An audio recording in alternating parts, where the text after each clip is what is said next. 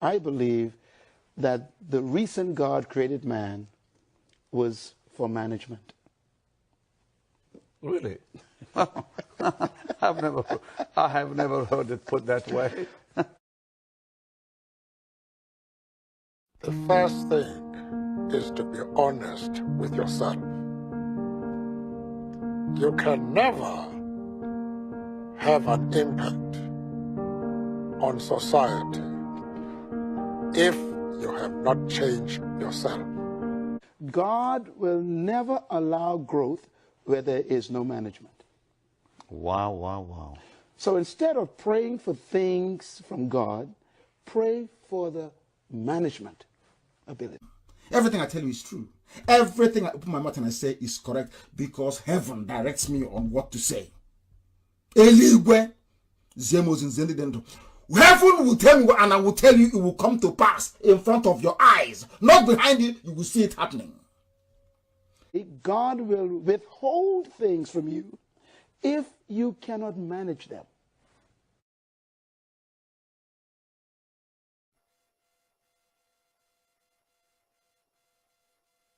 When you look at the facts that something around 1 million people perished as a result of the actions of the British and Russian and Nigerian federal governments. Vis-a-vis what we see in Nigeria, which is truly not, it should not be surprising. Look, what's happening in Nigeria is barbarous. It's horrible. I mean, it's complete madness, yet it's not a priority. The United States unilaterally could do almost anything it needs to do. It would be a long-term effort, but it could be done. And the United States has the capability. All the elements of power, we have those. So why not? It's not a priority. That's the problem. We are committed elsewhere in the world. Black West Africa is not a priority.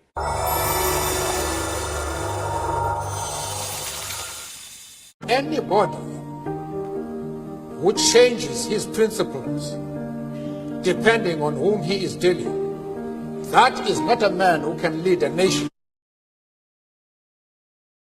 No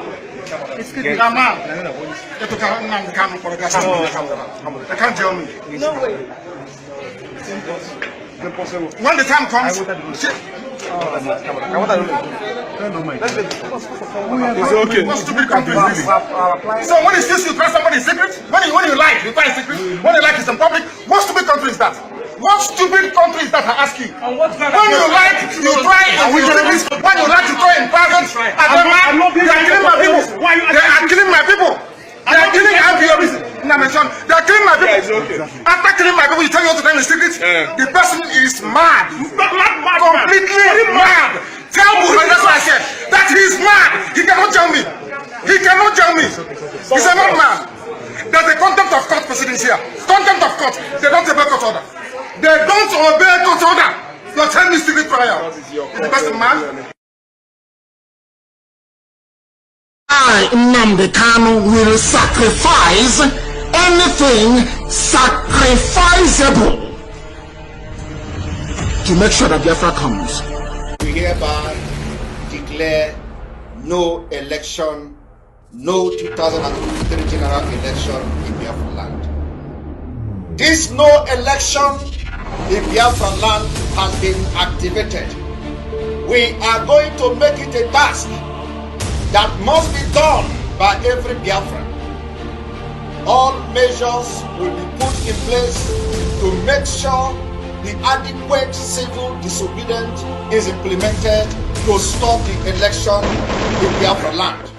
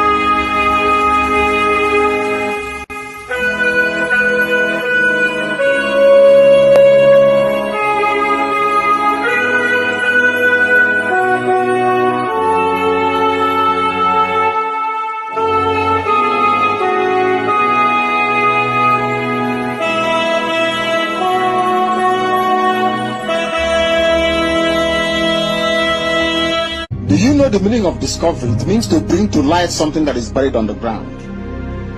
If you can accept that, then you know that Biafra is coming. There is nothing man can do about it. It's too late. Way, way too late. The countdown has begun.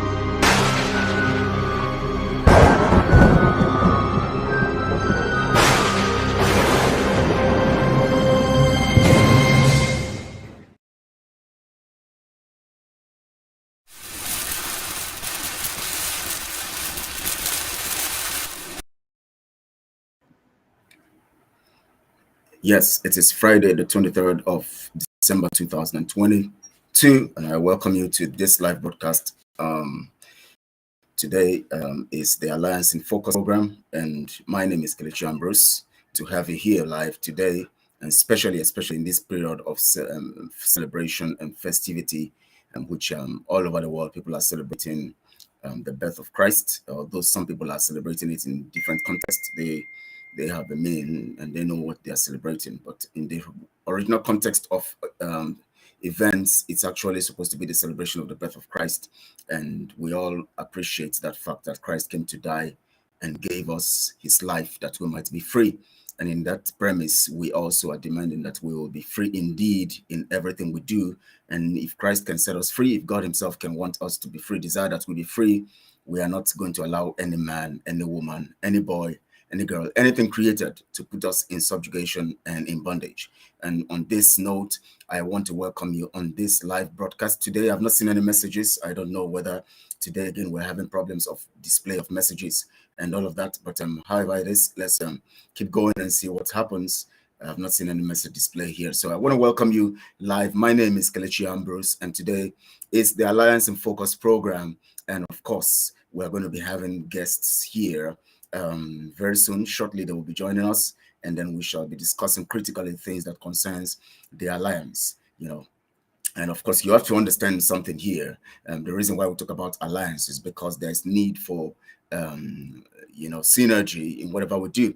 When you have, when you bring, when there's synergy, when you bring things together, or let's just assume that you have, a bunch of broom, and all of that, and you try to break them, you discover it's difficult. But when you have one, you can easily break it. And we have discovered that all these years, the British, the Fulani Caliphate, and their stooges, their pets, and their instruments of brutality in the South have been actually, operating on that premise of their wickedness and being used to actually oppress the people, and they want to see how they can divide the nations so that they can actually penetrate the people. And all these years, they have sold a narrative of division, and we have seen this narrative of division all this while. But today we understand that we have come to know better, and we understand what it means to be together and to actually have synergy in operation. And I also want to appreciate every Biafran, every Oduduwa person, every Hausa, true Hausa person, every other tribe in the contraption Nigeria, those ones who are beginning to see the need for their freedom, those ones who are beginning to see the need for them to actually receive redemption and to see that they begin to fight for freedom and making moves all around, especially the Oduduwa people who also have woken up to the fact that there's need for synergy and there's need for us to fight together. And on that premise, they have decided, and we decided to come together, which was signalized in November, 6th of November, when we came together, and we actually had that first groundbreaking alliance that was propelled after what Mazi Nnamdi Kanu had done, and also reorganized by Mazi Samunepa and Professor Akintoye Banji, and of course Sunday Igboho, and was successfully delivered. And on that premise, we have this program today under the auspices of Biafra Global Network, being organized by Biafra Global Network for Biafra, and all of that. And we are doing it based on the fact that we actually want to keep the fire burning and all of that. And of course, hopefully, we're going to see when, the autopilot and team and everybody will come together with the media personnel of the two nations will come together strongly to see that we keep doing what we're doing. I want to welcome you, here live on this program. We have three guests today. As soon as they come in, I will begin to introduce them. But before they come in, I would want to go straight to, I don't know why the messages are not coming in. Maybe I should refresh. Please permit me to refresh to see if it is there. Just like what happened yesterday. Let me see. I don't want it to be that the messages are being hindered, so that I can have the beginning of the publishing of the messages, so that I can read out your messages. So let me refresh, please, quickly, that we can together, because I need you also to flow. And if I don't flow with your messages, then it's not going to be very effective. So let me refresh.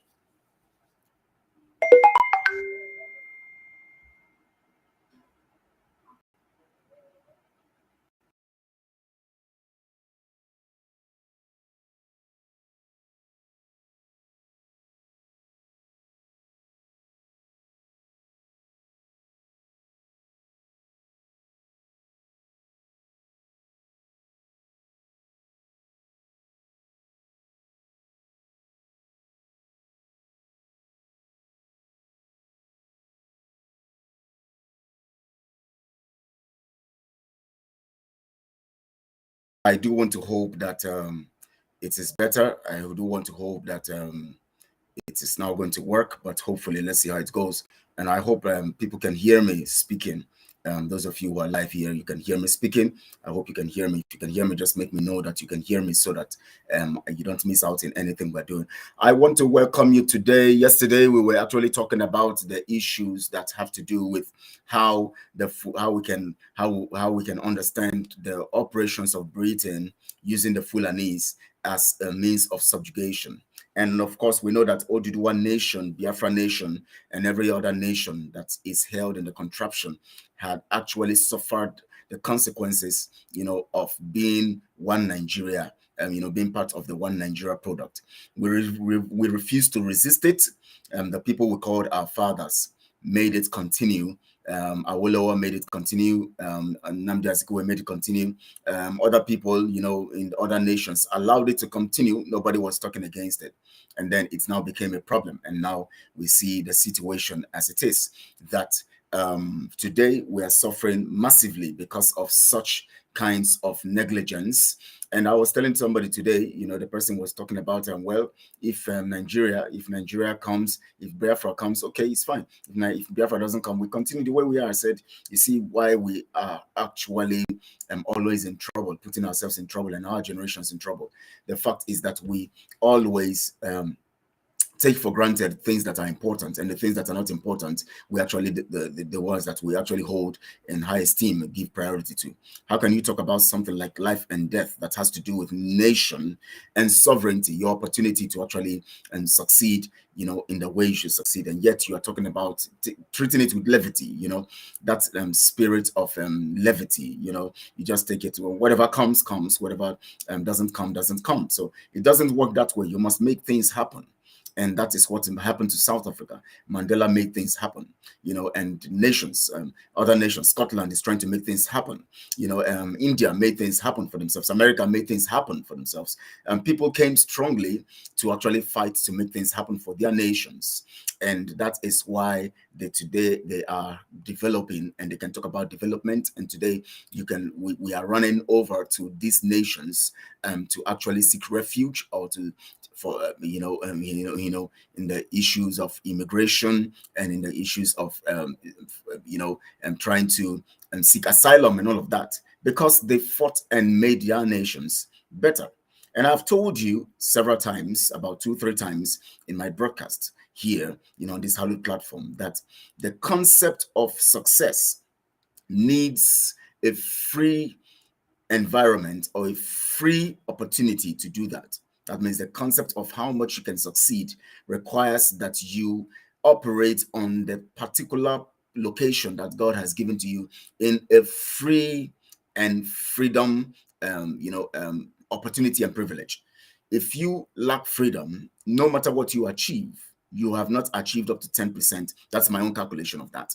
You have not achieved up to 10% of what you are supposed to achieve, because freedom in itself is success, and it's an achievement. So when you have not achieved freedom, you have actually lost almost everything that has to do with true definition of success in your life. How do I mean? When you find yourself in the United States, you find yourself in Canada, you find yourself in the UK, you find yourself in Australia, you find yourself anywhere in the world, in Asia, wherever, whatever you think that you are, whatever you think you have achieved, you have not achieved up to 10% of what you are supposed to achieve. The reason is because under the auspices of freedom, you are actually free indeed. And it is only when you are free indeed that success is complete. So if freedom is fundamental, then it simply means that success is just a byproduct of freedom. So whatever you think that you have, whatever amount you have, money is not the measure of success. Remember, for the fact that you have some money in your account, it's not the measure of success. Success is ability to fulfill purpose in line with what you are ordained to do in the natural world by the supernatural. And the natural world is the template. Sorry, is the platform, or is the base where you operate that spiritual gift and purpose that you are called to operate. The spiritual gift needs the natural world for operation and fulfillment. In the natural world, we have our location that is designed for us. That is why we are born in a place, and that is why you can trace your origin. And that is why from your origin, you can now trace back where you're coming from. That is why when God tells Israel talks about freedom to Israel and giving them their nation, he always referred them to, I am the God of your fathers, the God of Abraham, Isaac, and Jacob. And I called them out of their land, and I gave them a land which will be theirs, that will flow with milk and honey. And so we have to understand that it is in the course of location that you can fulfill purpose. And you need your location in freedom. That location, you must have a location that is yours, not on somebody else's location.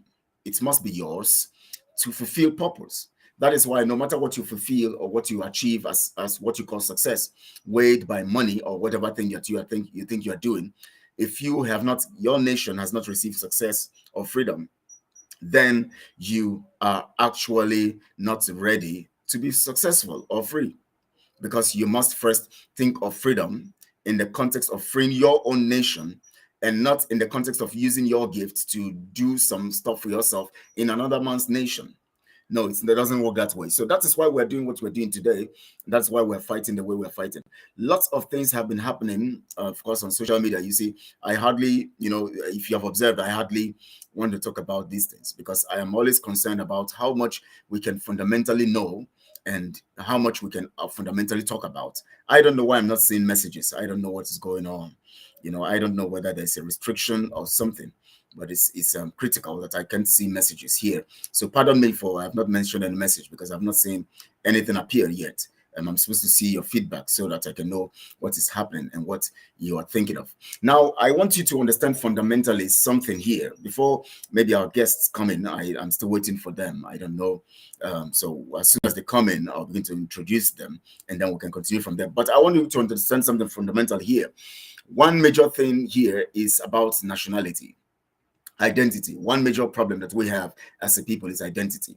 Now, over time, most of our people have been brainwashed on the issue of identity, so that they think that they are Nigerians.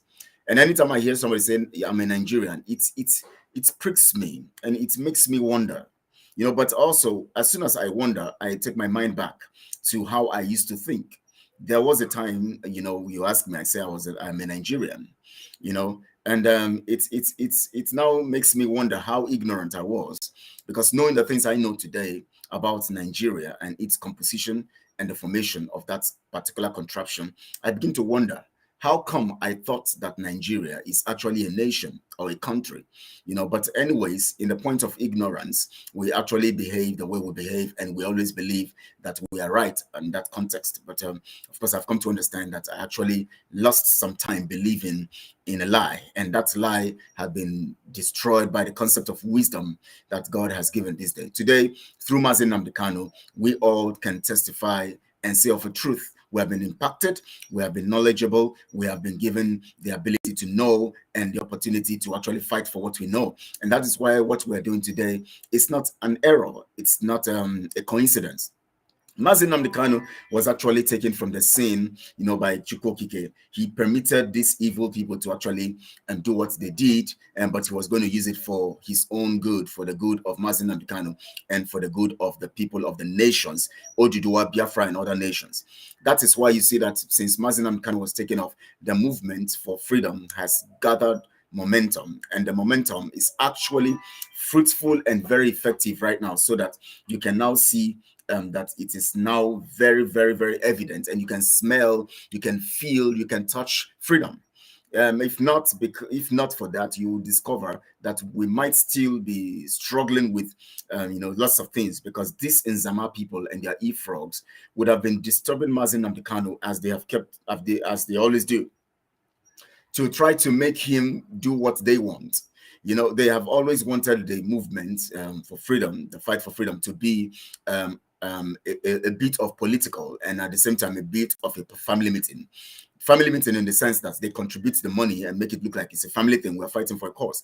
And politically also to make it look like we use it as a bargain for our political ends. And all this while they make money because they are paid to persuade Mazi Nnamdi Kanu to call off any sit at home, or to call off any boycott of election and all of that. And all these years, I remember in 2015, Mazi Nnamdi Kanu talked about boycotting election. They persuaded him, they forced him to believe and to accept what they wanted. They have been working against all these years. They have been used by the politicians to make IPOB political when they needed it to be political, and then a family meeting when they wanted to be a family meeting, in the sense of the people who are actually in the DOS, of course, who are actually officers of the DOS then, who were actually working to make it a family meeting, so that people can, with that sentiment of a family meeting, contribute financially, and then political when it comes to the time of politics, so that they can also make money from politicians, and for that purpose also make the movement to keep struggling, to be as if we're achieving success. But before you know it, we allow another election, we begin to struggle and struggle. They kill some of us for that year. 4 years goes again, another election, they use them again to make money. They use the opportunity of IPOB to make money for themselves, and then after making the money, they begin to do rallies and campaigns, and all that. People get killed. They don't get killed, they are somewhere motivating, pushing the people to go for rallies and all of that. The people get killed even in their ancestral homes. They get killed, and they just come on air and just say whatever they want to say and prepare for another election. It is business as usual. It has been a circle. Now, let me give you, I'll show you a particular video that approves and shows you the situation of Nigeria and why the truth about election has become a way of making money. First, they make the people poor so that the people can always do what they want them to do. And I want to make you understand from this video also that because of the hopeless situation that they have put the people in, the people's mind have been adjusted to believe that they can't just survive without being Nigerians. So they have to be Nigerians to survive. And to be a Nigerian means to be corrupt, because Nigeria itself is a corrupt program. It's a corrupt program. So when you want to be a Nigerian, you have to be corrupt. So anybody who says I'm a Nigerian, it simply means that you said I am corrupt, because Nigeria is tantamount and an epitome of corruption. An epitome of corruption. So you cannot define Nigeria without talking about corruption. But because in the first instance, the creation of Nigeria was designed and created in the context of corruption. And that is why you saw that Lord Lugard and all of these people brought people together without their consent, formed a name, composed the name, and gave them, and called it Nigeria, and then gathered few people, from the nations who are criminally minded and who are stooges, who help them on the slave trade business and all of that, and use them to become, warrant chiefs and other positions that were given to them to mislead the people, at the same time to indoctrinate the people to believe in the British, conquest and all of that, to believe in the British program, and of course to make the people also subjugate them and force them to do the things that the name Nigeria wants. And so when Nigeria was composed, the people were, were alarmed, but yet they are helpless because they expect people like Nnamdi Azikiwe, people like other people to fight for it after because then when Nigeria was composed, Nnamdi Azikiwe and co were little. So when they came of age, you know, they expect them to fight for them. You know, when the people who were supposed to fight for them then who didn't fight for them, they accepted it because they were a kind of illiterate to them. To that extent, they called them illiterate because they were not educated in the Western way, and so they made them feel inferior about themselves and make them look at the British system as superior. And so that mindset that the warrant chiefs and others were used to make the people believe, made the people accept anything that comes. The people now thought that they don't have a choice than to be Nigerians. They don't have a choice. They don't have a decision to make because somebody somewhere must decide whether they are Nigerians or not, or somebody somewhere must decide what nationality or nation they must bear and what they can be. So these were all of these situations. Now, this particular video shows you why most of our youth, because of how much they have been corrupted in their minds, they grew up in the corruption, in a system of corruption. They grew up in the context of corruption. They grew up to understand that you must steal, you must commit crime to actually survive. And so they are thinking that if they stop committing crime, they would actually lose and they are going to suffer. So they are scared of losing Nigeria. So they can go any length to make sure that Nigeria continues. They can commit any kind of crime to make sure Nigeria continues because they feel that survival can be only by criminality. How else can they survive and get much as they want to get than to be criminals? In this particular video of one of our brothers who actually did it, you know, I want to also play from his perspective. They're going to hear him talk, and after that, you're going to see some stuff. I want you to listen to the details of the conversation of these people who are printing, on every voter's, document and all of that. Now, this has been the system in the zoo called Nigeria. This has been the way of life. Corruption, criminality, and all of that has been the way and the system of life. And it has been like that all these times. But I'm going to show you something here. Now, we're going to look at it here now. Look at this video and observe it, please. Greetings, everyone. Greetings, lovers of freedom. Please pay attention to the video you're about to watch now. I want you to pay very good attention because when we tell you people that Nigerian election, 2023 election have been concluded, they are just waiting for just announcement to announce to you people who they want to be, who they have selected to lead you, whether it's leading you people good or bad. It's none of their business. Many of you doubted it. Many of you say, oh, 2023, you are going to exercise your right of voting. I want you to pay attention and watch this video. After you watch it, then you ask yourself, what are you going to do come 2023 when the election have been already concluded and 10 people have voted for all of you? When you are watching the video, I want you to pay attention where they say more than 29,000 votes have been already printed for the president, and 17,000 votes for the Senate, and 16,000 votes for the House of Representatives, for the governors. I want you to listen with your two eyes, to your two ears, and watch it with your two eyes. Then, at the end, you will know only revolution is the solution. Until Nigerian youth rise up to do the needful, they will continue being in bondage. Let us watch the video so that I will not be making the story up. And I heard that the lady who made this video have been assassinated for making it public, for linking it, which is a normal thing because she violated her own deal. Watch the video and tell me your own take on the comment section. Thank you and remain blessed. This is MAP, Eziokubundo, one in Biafra land. Thank you.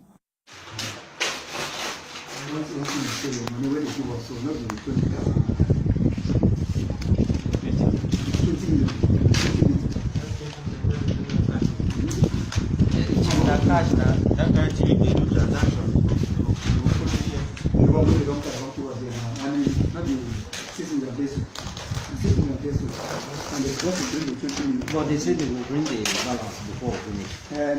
So if they don't bring the balance, you just say no go cash. No cash now. Well, that one I don't start. That one I keep on start matching. We try.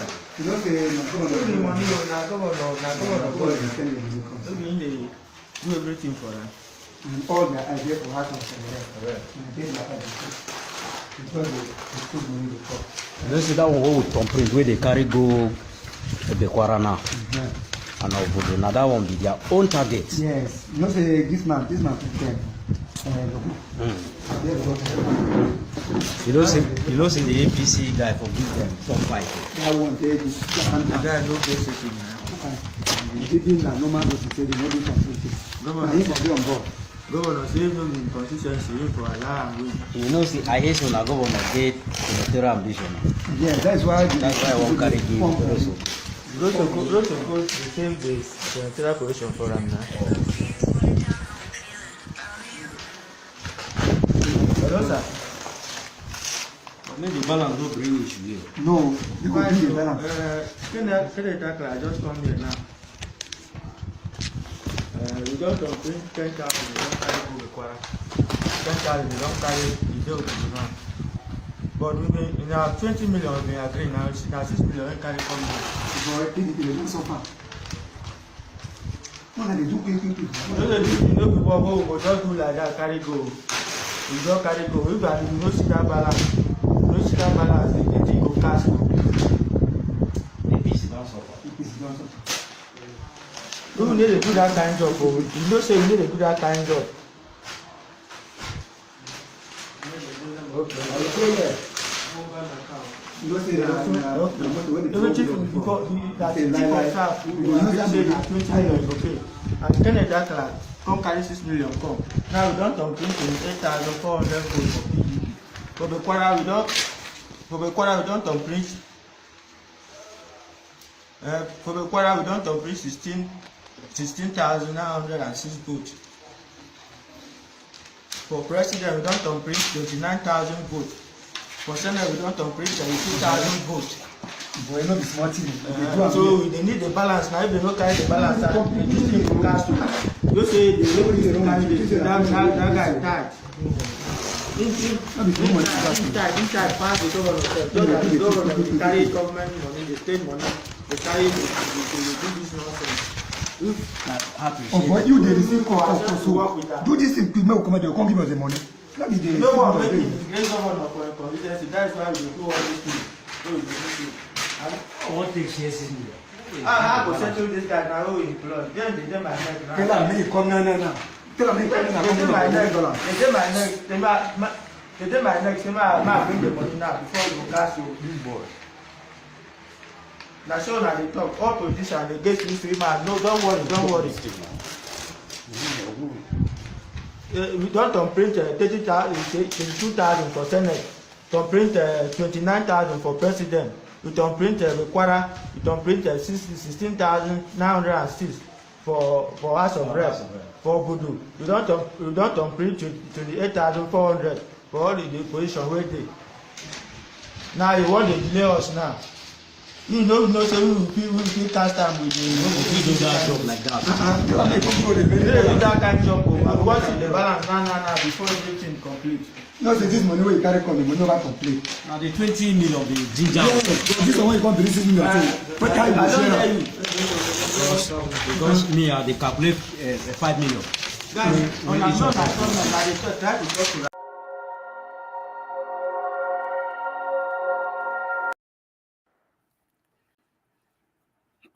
I cannot access our messages because I know that we might have been commenting on the various issues that are going on here. Critically, you see, you begin to wonder what kind of contraption and what kind of, situation that we have gotten ourselves.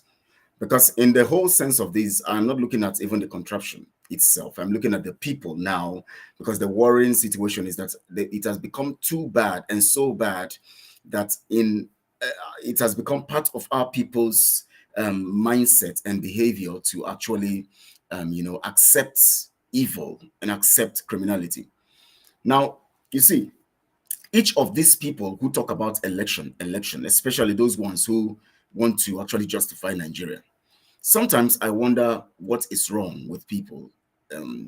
They see the killings going on. They see how Biafrans are butchered.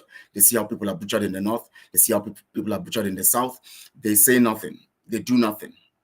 They see how election rigging and all of that. They say nothing. They do nothing. But when you want to resist and fight for your freedom, they come all out and they resist it.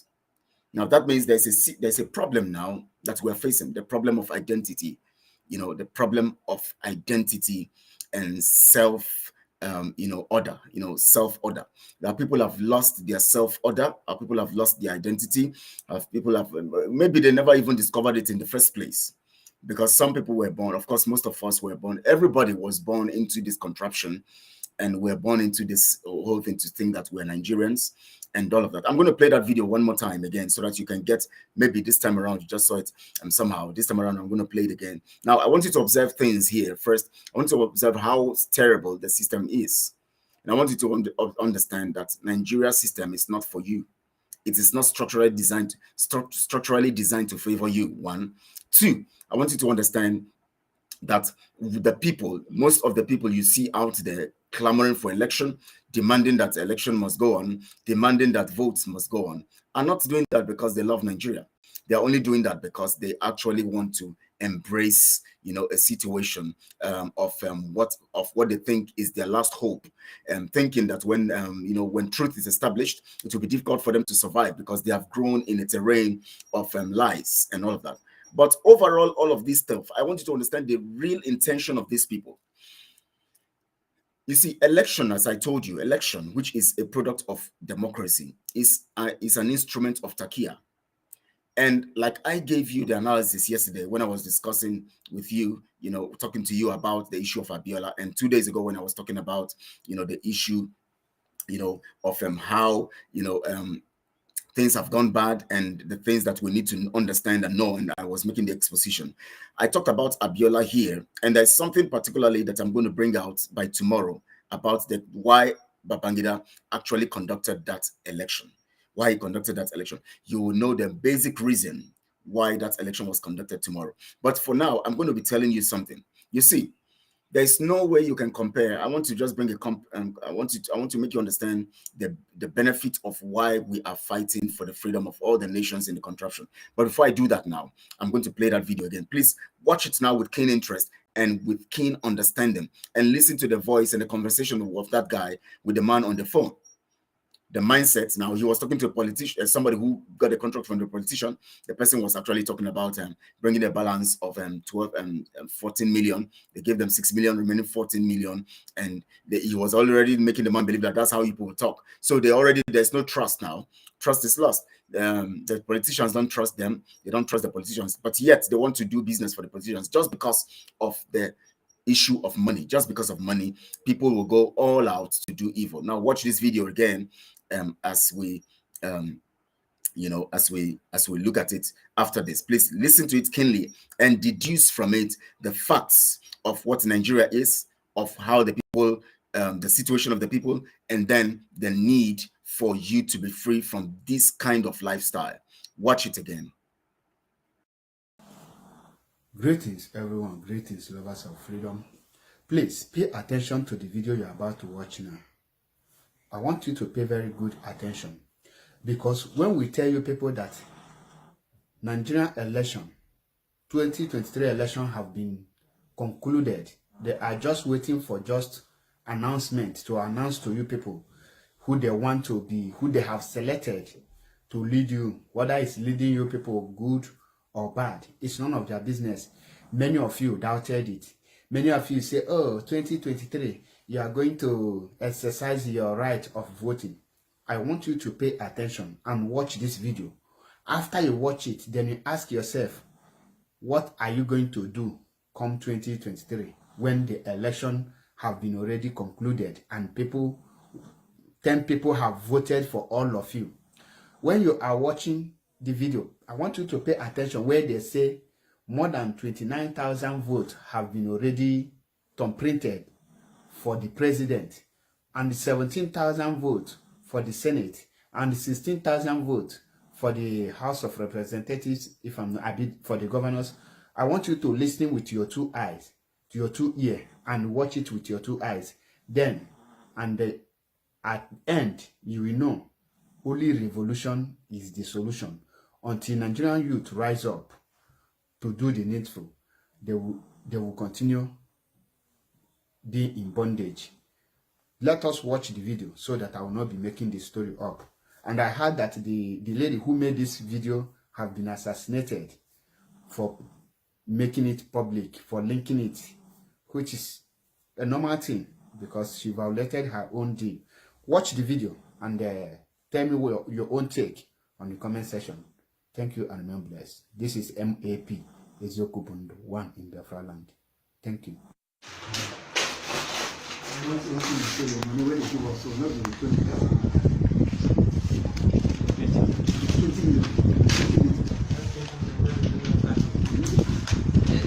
Cash now, that guy to do transaction.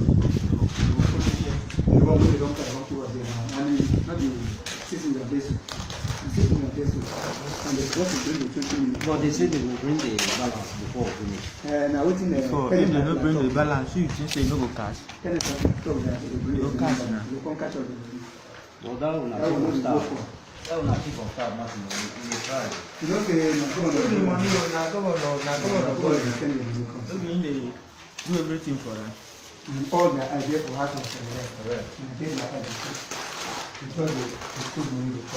You see that one with complaint where they carry go Bekwara now.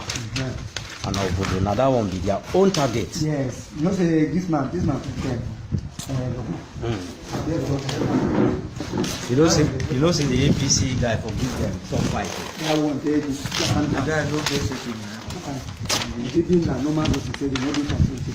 Governor he for be on board. Governor say no inconsistency for allow am. You know, see, I hate when a governor get senatorial ambition.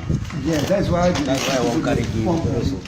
Protocol the same day senatorial position for him now. Hello, sir. Maybe the balance don't bring issue here. No, you can bring the balance. Can I just come here now? We just don't bring 10,000, we don't carry the Kwara. 10,000, we don't carry the deal now. But we been in our 20 million, we agree now. Now 6 million, we carry from here. But they do so far.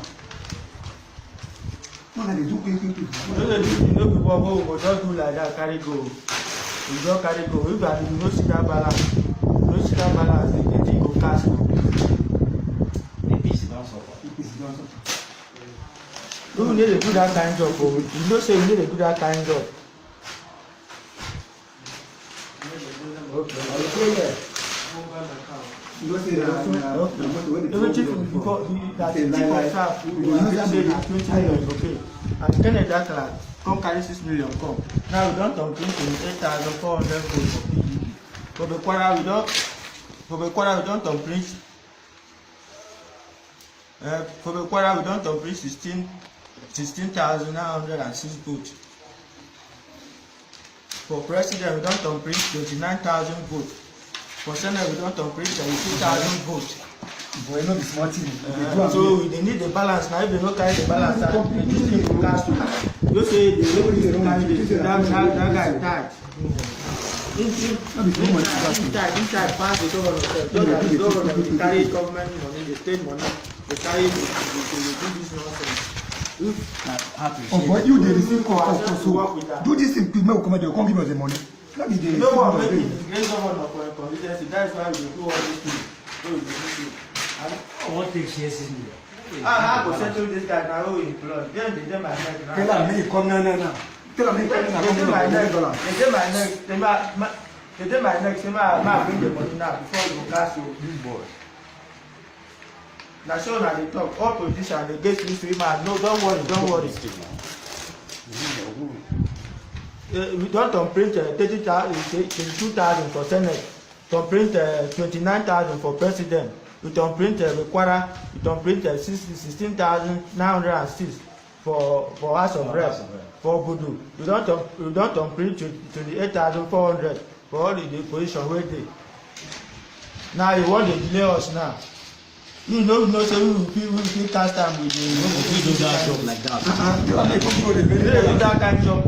What's in the balance now before everything complete? No, so this money where you carry come, the money over complete. Now the 20 million the ginger. This one you come to receive million too. What time you share? Because me I dey calculate.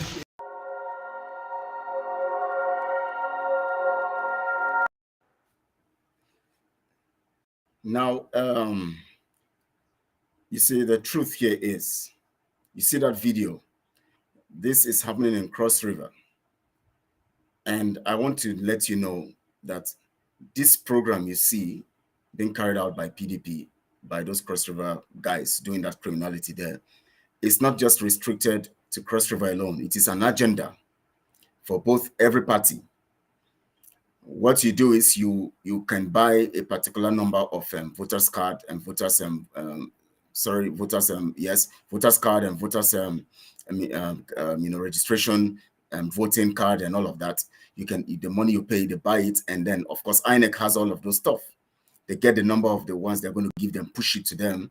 They're going to thumbprint on all of them, and then they're going to bring all of them out on the day of the voting. Now you see every districts or whatever it is called, every local government have their own number of the ones that will be, done, and the people that will be affected. Every governor, every state has the number they are going to deliver to the president. They have the number they're going to deliver to the Senate and all of that. All of these have been arranged. So the truth here is that there is already, a master plan to rig the election, which of course we know will not hold. Now, when we talk about no election in Nigeria, we actually are not just looking at election and just trying to carry out an activity just to crumble a system or a political process. No, it is beyond that. One, the basic thing we're looking at is that in the first place, the election is flawed. It is illegal. You know why? As I keep saying, because on the premise on which you are organizing the election is actually not real. Nigeria is not a legal entity because it is not designed as a nation. It is not constituted as a nation. Democracy is a program for nations, countries, and states.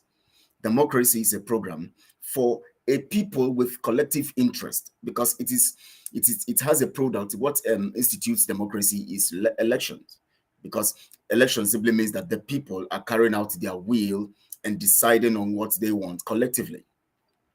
Before people can decide collectively, they must be one. They must be united. What brings people and make them united? Simple. It is nationhood. Nationhood, as I have defined several times, is the group. Is a group of people. Nation. A nation is a group of people with common ties. That means a group of people with something binding them, those things that are binding them, and that factor must be culturally based. Whether language, whether food, whether dress code, whether traditions, traditional rights, and all of that. All of these are religious, or all of these are cultural and values that actually bind the people. And so, if you don't have a cultural value, you can't have a nation. And when you don't have a nation, you can't have a democracy. You can't have a system. You can't have an operation. And if this is the case, then it simply means that Nigeria in itself is not constituted in that wise to stand. Nigeria in itself cannot stand and cannot operate on that premise. So the fact here is this: Nigeria is illegal. Nigeria is not structurally positioned to operate in that regard. Nigeria is not structurally positioned to actually be a democracy, because it doesn't have what it takes to be a democracy. And for that singular purpose alone, Nigeria cannot organize and cannot front election, because it will be anybody can organize election on anything. You can have a group and organize election, but for nationhood to pretend to be a nation organizing election on the premise of nationhood is criminal. So Nigeria itself is flawed and cannot stand. So what we are saying here now is that there is no way you can guarantee and justify this. Now, these boys are thumbprinting on documents that are supposed to be very, very, very, very crucial to the mandate of millions of people representing a particular place called a nation, that is so-called a nation called Nigeria. They are thumb printing on, you heard the numbers they have done for presidency, for senatorial position, for every other position, representatives and all of that. In their own side now, that is Cross River, where they are doing this. They have another session for Akwa Ibom, yes, Akwa Ibom. They have another session for Imo. They have another session for, they have it all through the contraption. Every state in the contraption have their own division, doing the same things these guys are doing. When you hear of monies being allocated for Islamization and Fulanization, that was actually given, which Mazen Namdekano of course told us initially, and of course which was of course proven that about 21 billion have been given out for Islamization, for the sponsoring of Islamic agenda. All these monies that are being assigned and being allotted are meant for this kind of purpose, because this election is also a product for Islamization. What they do is this: they would have to take over every position, putting at critical position people that would do their bidding. Remember, Modupeola said that if we don't find anybody who is a Fulani to put there, the reason why they can't find any Fulani is either one, they don't have access to that, to do that, especially when they come to the south. They cannot for now put a Fulani because they have not conquered it totally. But in the north, they can put a Fulani. But when it comes to national programs and national offices where they need to actually operate, if they don't find a Fulani that is fit for it, they will contract a foreigner. If they don't find a foreigner to create problems in the context of course, if you bring a foreigner now, right now, and make the foreigner Minister of Finance, people will question it. So it's not possible to bring a foreigner in that kind of position. So what you need to do is to look for a Fulani. In case there's no Fulani that is no matter, as long as he can be rugged enough to understand what he should do, they put him there. If he's not able to stay there, they're going to look for somebody who they can contract. The same way also this their program rolls out or is spelled out in governance, because the target is to take over control of politics, governance, all over the contraption, both in the south and in the north. And in the north, they have succeeded in taking majorly all the political positions that are available. In the name Nigeria, in the headquarters in Abuja, they have succeeded in taking over Fulani, including the Minister of States for the FCT, Minister of the FCT, not Minister of States, now Minister for the FCT, is a Fulani. There's no indigene.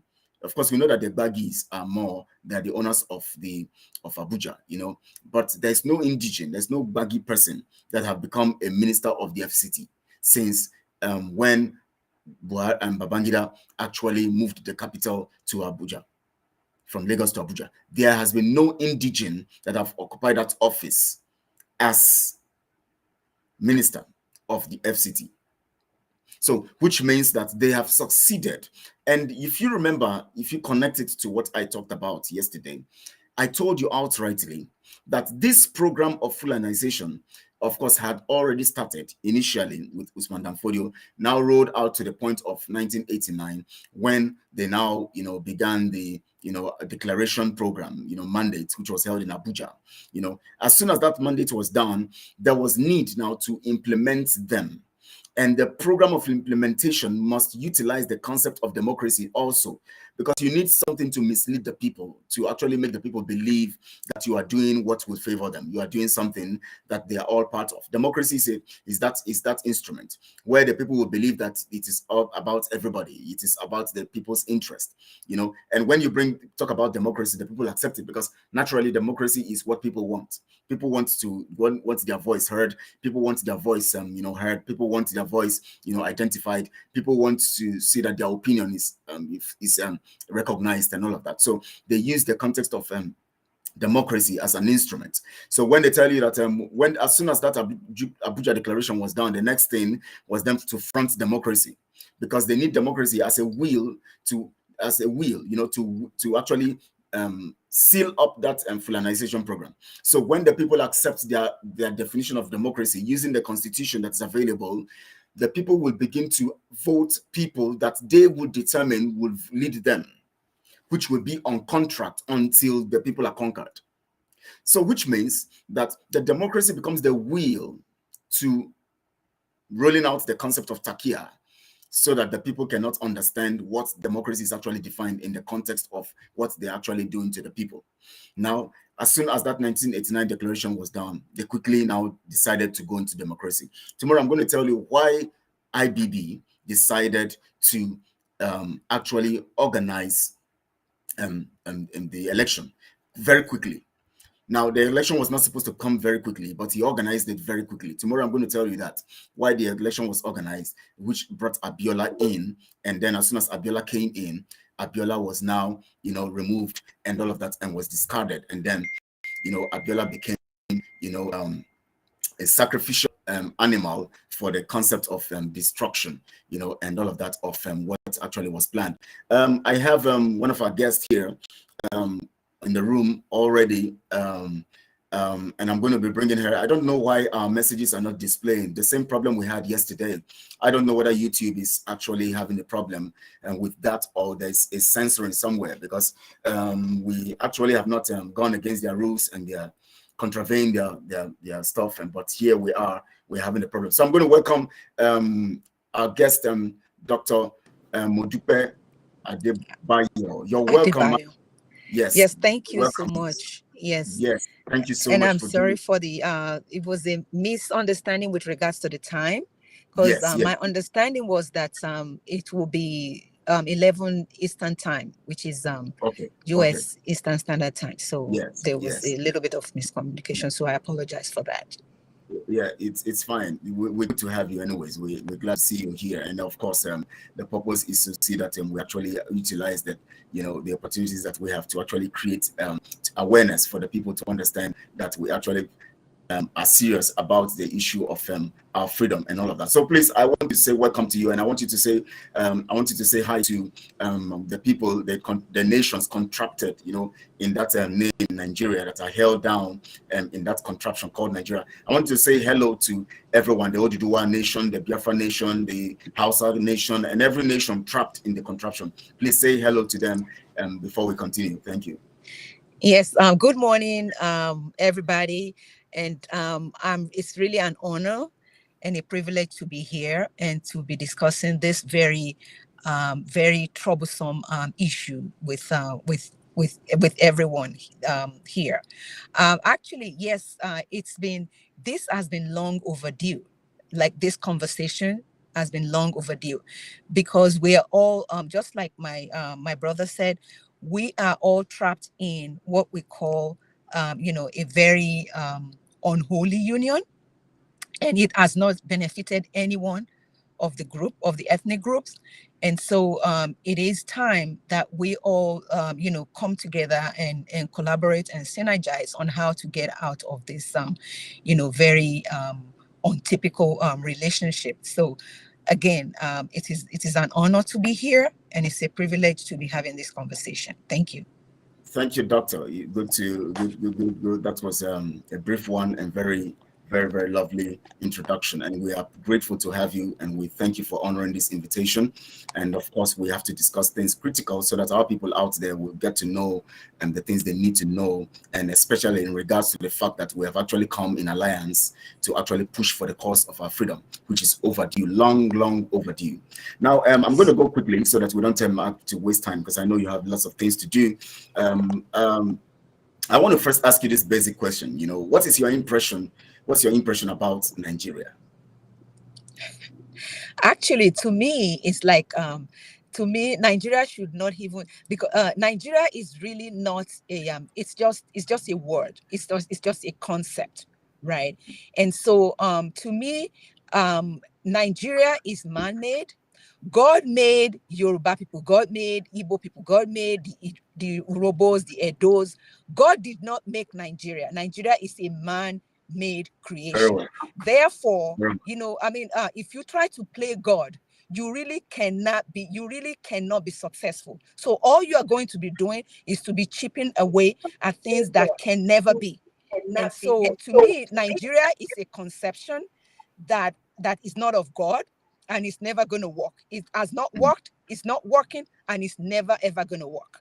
That's my own take on the word Well, thank you. Nigeria. You know why I asked that question? Because it is very, because, you know, lots of people have different understanding of what Nigeria represents. And I always want to find out, you know, because, you know, when we begin to wonder at the point we began to understand what Nigeria is, and we began to understand how ignorant we have been all this while, you know, it begins to open our eyes to get, and we become more angry about the situation, you know, on ground, especially seeing what is happening now. Now, I want to ask you this critical question. Sorry, it's personal first, because I'm going personal about this, you know, before we begin to go critical, because I want to actually know what's on your mind based on this, and the Biafran people and the Oduduwa people knowing what is on your mind, and at this point, and then before we begin to go into the issues that we need to actually look at that concerns everyone. Now, at what point in your life and what experience actually brought you to the knowledge of understanding that Nigeria is actually not supposed to be?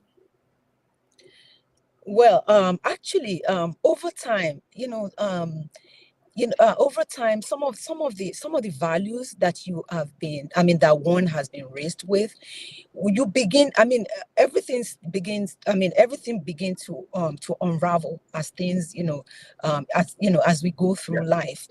Now, in the last maybe 2-3 years, the occurrences in Nigeria is even more, it's actually something that is very mind-boggling. Now, about 2 years ago, with the Lekki toll gate, that massacre, that did it for me. That did it for me. Yes, that was at the stage where I said, you know what, these people have no respect for human lives. So again, you cannot be in a union or in a place with people who you don't have anything in common with. We are raised to have respect for human lives, and so you don't take it at random. You don't take it just just take it for fun, right? I was actually one of those people who was at that toll gate at that time.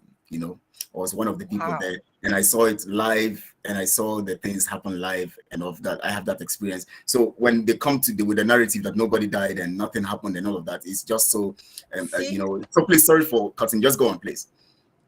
Yeah, that one, and then all of the terrorism and the way this Fulani people, enters people's homeland and also threatening to take people and killing people, and the way they even do it. The way they've been doing it is so inhumane that if you're a normal person, you really can, and you are not touched by it, then it means there's something wrong with you. There's something wrong with you. And then to now make it worse is the knowledge that the people who are supposed to be the leaders are actually in on it. They are complicit. The person who we call, who we refer to as the president, he is the grand patron of Miyetti Allah, a terrorist organization that has openly, not once, not twice, threatened people, including a sitting governor, and nothing has been done about that. Now, you tell me, is that a union that any right-thinking people, any godly person would want to be part of? No, absolutely not. And this is my take on it, that, I do know, for me, it's like we really should not be in that union. We are there now, but we need to be out as fast as we can. We really shouldn't be in that union. We really should not be in that. We really shouldn't be there. We have no business being in that kind of a union. But now we are in the union, and we are thinking and we are working assiduously to make sure that we are out of the union. The Oduduwa nation is in the union right now. The Biafra nation, the Hausa nation, the Bagis, all the nations, trapped, they're all in the union. Now, we are going to be looking at Oduduwa, because Oduduwa is now coming all out to say we are no more interested in this union. And Biafra has been doing that all these years. Other nations are still silent, And one of the things that the Fulanis fear is for the people to come together in that unity to agree on what they want and all of that. And over the years, we have seen that they have tried to create, when Britain started that to cause Nnamdi Azikiwe to actually embrace the Fulanese and all of that, or the Hausas and all of that, which brought a discord between the Biafrans and the Oduduwa nation, and where distrust and all of that. Now, before the alliance, and let's just go before the time of the alliance, which was 6th of November, and then before the issue of the elections that came up as at the time of before the First Republic, and all of that. There has been this friction, between the Oduduwa people and the Biafra people, which was sponsored by Britain. I already have another guest here. I'm going to bring him up screen, and then I'm going to pose that question so that you can also answer this question, because it's critical. Because I want us to look at what has been on the minds of each nation before we now began to think about coming together. Why were we not together in the first place? What is the reason why we were not together? Now I'm going to play a particular video also that tells us the state of the contraption as at this time. But before that, let me bring our guest, Mr. Stephen. Mr. Stephen, you're welcome, sir. Good to see you here live, and all over. Everyone is watching and trying to know. And the problem is that I believe that we are seeing the messages people are sending, but right here, I'm not seeing the messages. I actually wanted to refer to the messages, see the questions people are asking and all of that. But I want to welcome you, sir. Please say hello to Oduduwa people, to Biafrans, to every nation trapped in the contraption. Say hello to every one of them, please. Thanks to be here. Good morning, good afternoon, everybody. My name is Demola Faleti, a member for this panel to share thoughts and ideas with us on the state of and thank you very much. My pleasure. Thank you so much, sir. We're delighted to have you here. It's very, very important. And I believe that I want to ask you one question before I go back to Mrs. Modupe. And I want to ask you one question. Were you around during the war, the civil war, what is called the civil war, which is actually a genocide against the Biafra people? I had the privilege of being a fairly young man, and I have very good transpired about that time. Yes, sir. Wow. Please, I would want to ask you a question regarding that, first, before I go on with the questions for the day. Now, from your own perspective, what was your opinion about the attack, based on the fact that the Aburi Accord was actually disrupted and disregarded by Gowon's government and the British, encouraged by the British? What was your opinion about the war, and why you thought it was necessary at that time? Or did you think it was necessary, or you thought it was actually based on the fact that before you now began to think about Oduduwa nation, when you were a one Nigerianist, because at a point in time, each of us were one Nigerianist. We're actually thinking of making Nigeria better and all of that. And what is your opinion about the war against Biafrans? Thank you very much, Mr. Moderator. I wish, and we wish, we knew better being fed at that time. The propaganda was that the Igbo people were trying to secede from the country. It was very well calculated, and everybody knows and his thought that without the danger of the news, the Fed, if you could call that news, the war couldn't have gone the direction, because the Yoruba people actually won the war for contraption called Nigeria then, albeit regrettably. As much as I can remember, I'm sorry. Yeah, please go on. Please go on. We're hearing you. Yes. Yes. As much as I can remember, I believe what we were being told. Yes, that the late Colonel Ojukwu was trying to break Nigeria. The Aburi Accord, in which, and then he told us that he broke he broke the break out of our hostilities. History has shown otherwise, known that we have been pawns of the slave masters, Fulani Caliphate.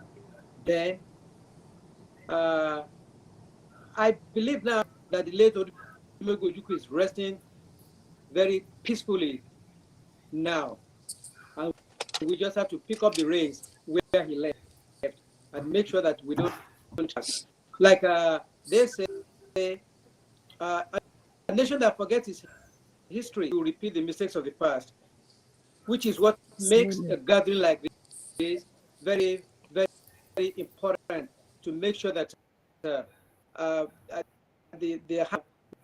we can make better and judicious use of it. And that has been manifestation that we're beginning to see now within the two nations, that the southern Nigeria, even if that was, I've always told people, especially here in the States, that God the British did. And when God created that, he gave three boundaries: the river Niger, the conference down into the Atlantic Ocean, and all the three tribes were very distinct until the Fulanis came from the middle of nowhere in the desert, and they settled in, and the British, to facilitate their slave trade business, put the three together, and they were very crafty in doing so by picking the least who they knew they could manipulate, and that's exactly how our history is. Thank you. So let me ask you this last question before Dr. Ngozi, you're welcome. Good to have you. You're looking good.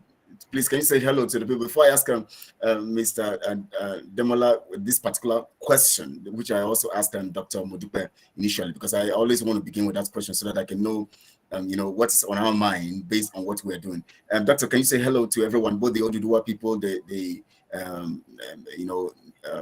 Biafra people, the Hausa people, every nation trapped in the contraption, please.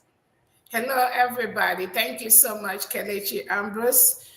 It's my pleasure to be here in this program with you. And I can see Demola Faleti, and I can see Dr. Modupeola Adebayo, and also our Oduduwa and Biafra and Nigerian and the world viewers that are watching us right now. I welcome everybody, and I'm very, very happy to be part of this program. Thank you, Kelechi.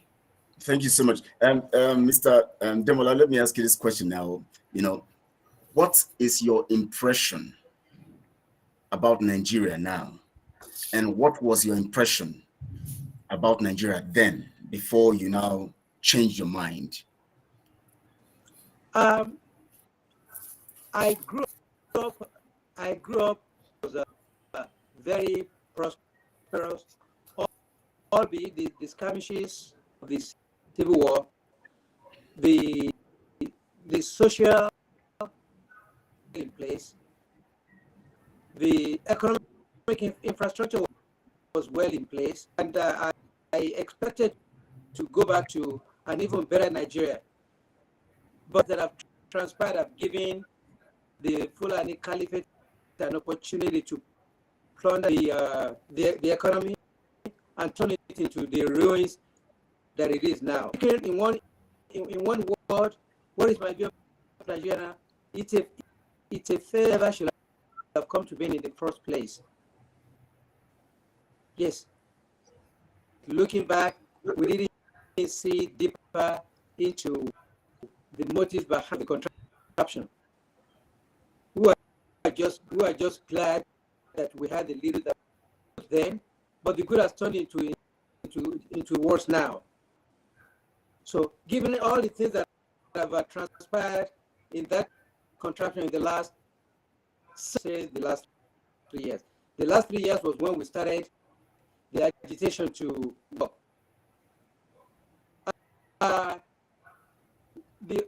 the only way out in a presentation that Nigeria is a Humpty Dumpty, bad fall. I mean, all the kings and all the kings served together again.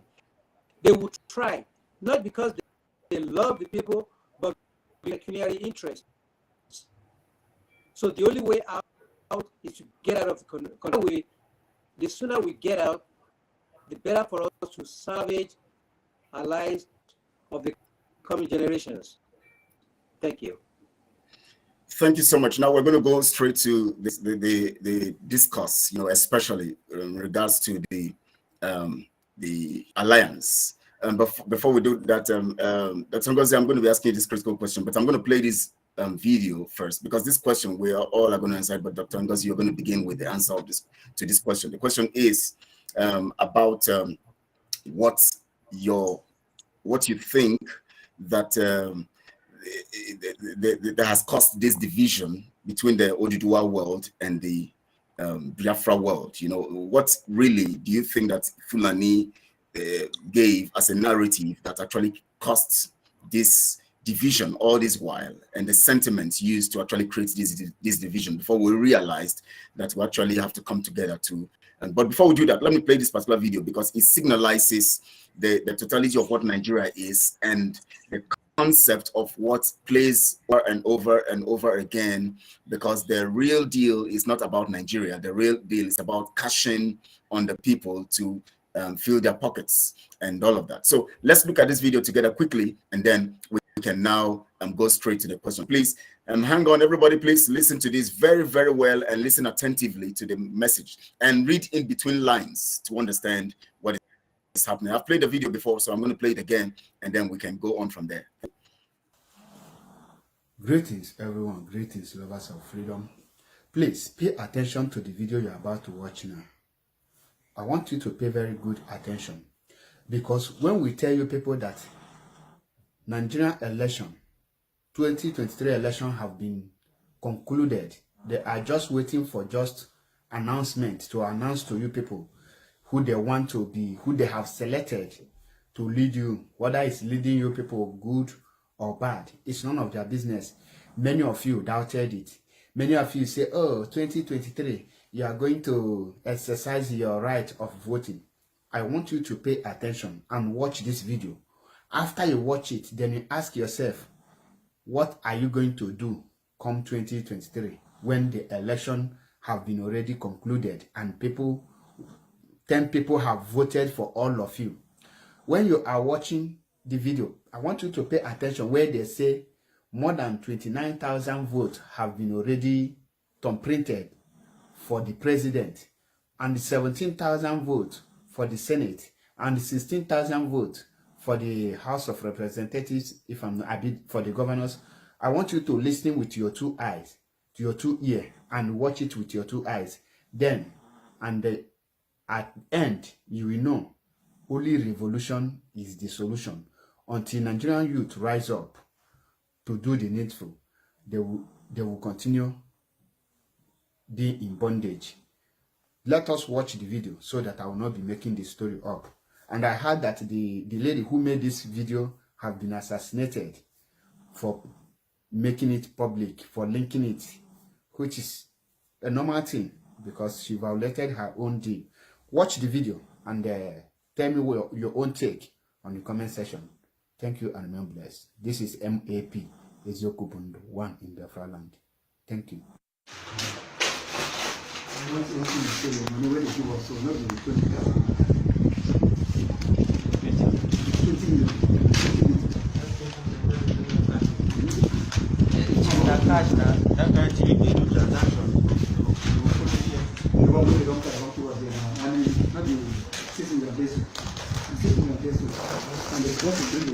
But they say they will bring the balance before finish. Now waiting there. So if they don't bring the balance, you just say no go cash. No cash now. Well, that will not start. That will not keep on start nothing. We will try. You know, they do everything for us. All the idea for how to You see that one with Tom Prince where they carry go Bekwara now. And Oduduwa. Now that one be their own target. Yes. You know, say this man can. You know, see the APC guy for give them some fight. That one, the guy no get setting now. He didn't know man go to say the no do something. Governor, he can be on board. Governor say no be constituency for allow. You know, see, I hate when a governor get senatorial ambition. Yeah, that's why I won't carry give also. Those of course the same base senatorial position for them now. Hello, sir. Maybe the balance no bring issue here. No, you go bring the balance. I just come here now. We don't bring 10,000, we don't carry to the Kwara. 10,000, we don't carry the deal to the land. But we been, in our 20 million, we agree now, 6 million, we carry from here. But they don't suffer. No, they do quick. You know, people go just do like that, carry go. We don't carry go. We got no see that balance. No see that balance, the thing go cast. The peace don't suffer. We need to do that kind of job. You know, say we need to do that kind of job. Okay. You say that because that the chief of staff say na 20 million okay. And Canada clerk come carry 6 million come. Now we don't complete 8,400 votes for PDP. For Bekwara we don't complete. For Bekwara we don't complete 16,906 votes. For president we don't complete 29,000 votes. For Senate we don't complete 32,000 votes. But not be small thing. So they need the balance. Now if they don't carry the balance, this thing will cast to. You say the that guy died. He died pass the government. The government they carry government money, the state money, they carry they do this nonsense. But you they receive call so do this thing quick, make come they come give us the money. No one making the great governor for a consistency. That's why we do all these things. What takes years in I go settle this guy now who employed. Then they my neck now. Tell me come now. Tell me come now. They my neck. They my neck. Say my bring the money now before you cast your big boy. Now show now they talk. All politicians they get this to man. No, don't worry. We don't print 22,000 for Senate. Don't print 29,000 for President. We don't print Bekwara. We don't print 16,906 for House of Reps. For Budu. We don't print 28,400 for all the position where they. Now you want to delay us now. You know, say we will cast time with you. We do that job like that. Do that kind of job. What's the balance now before everything complete? No, say this money where you carry come, the money never complete. Now the 20 million of the ginger. This one you come to receive million. What time you share? Because me, they calculate 5 million. Guys, on that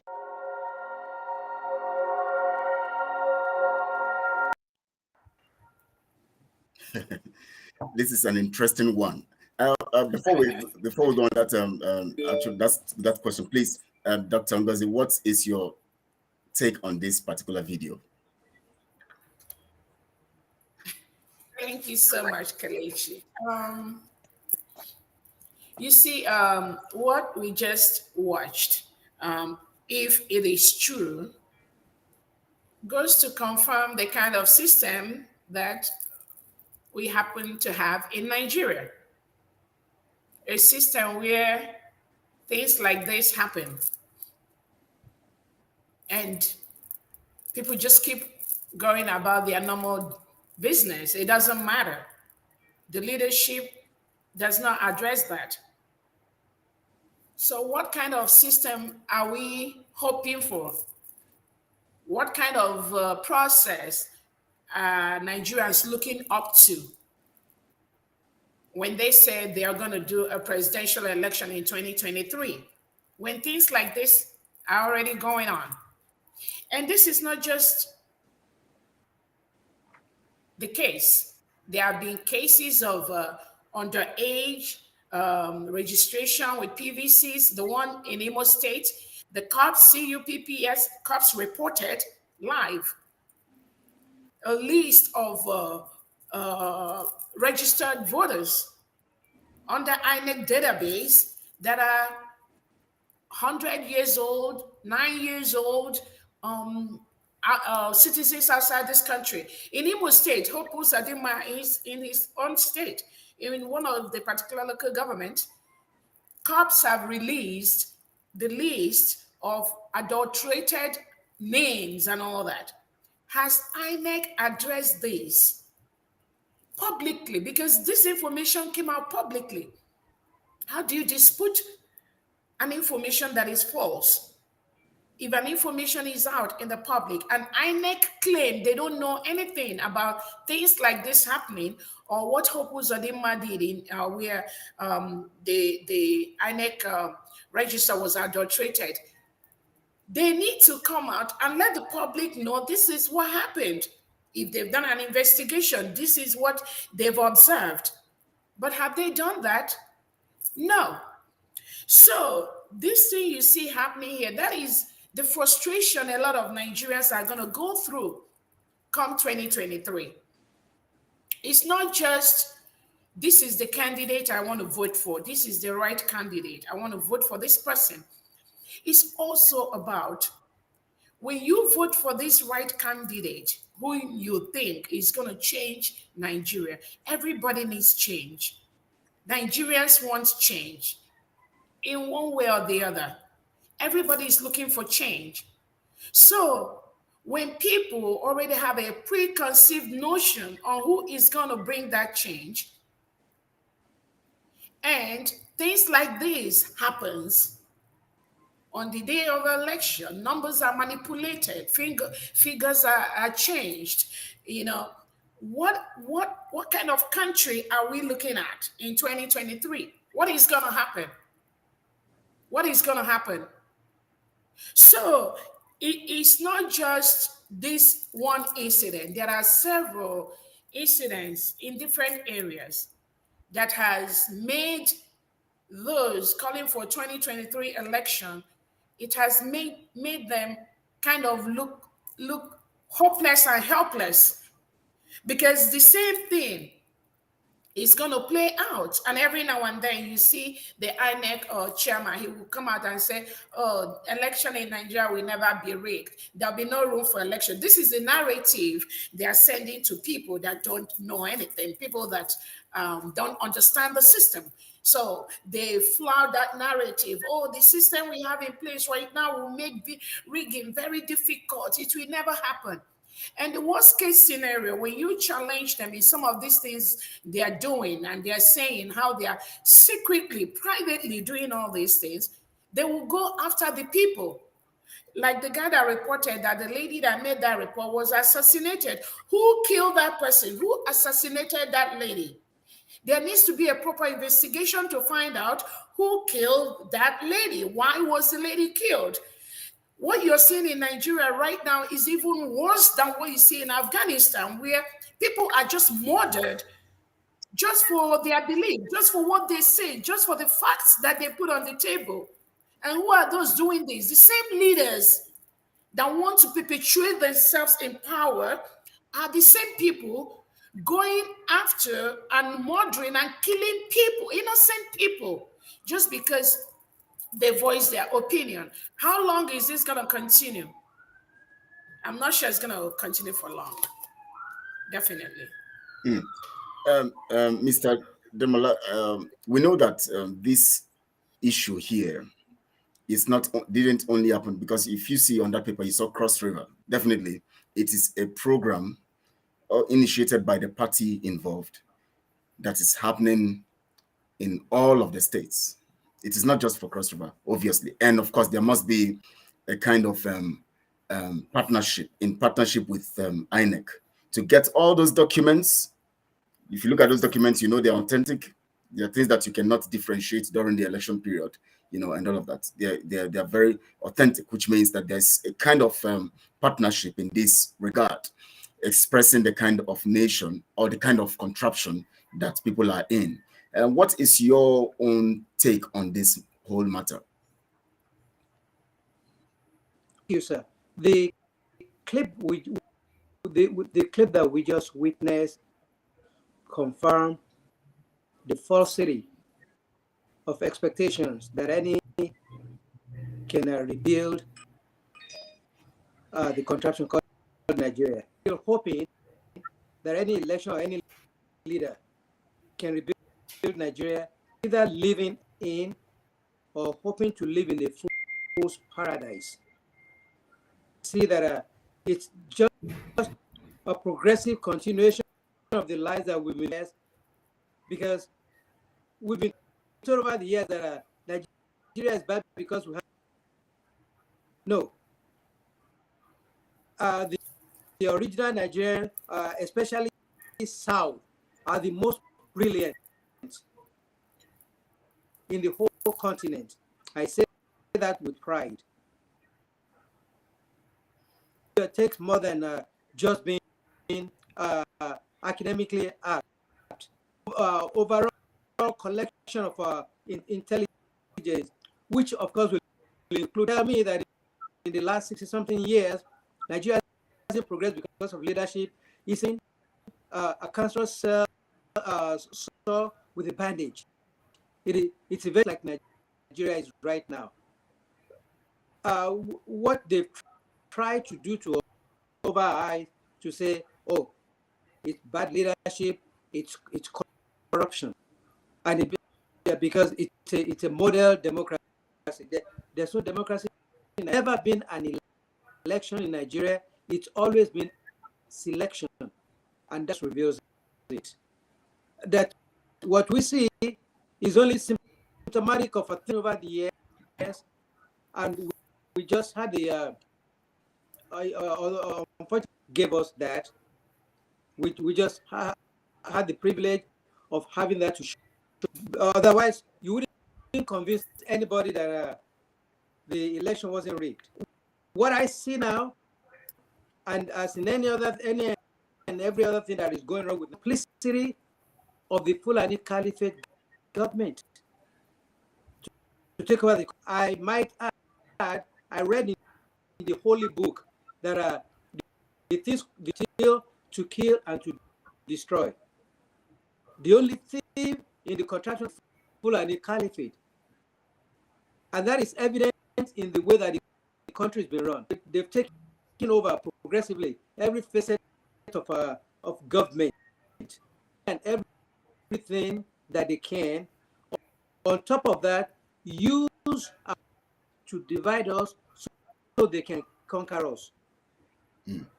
If you go back to history, we had a common bond with Southerners. In the late Chief Obafemi Awolowo, they had an agreement.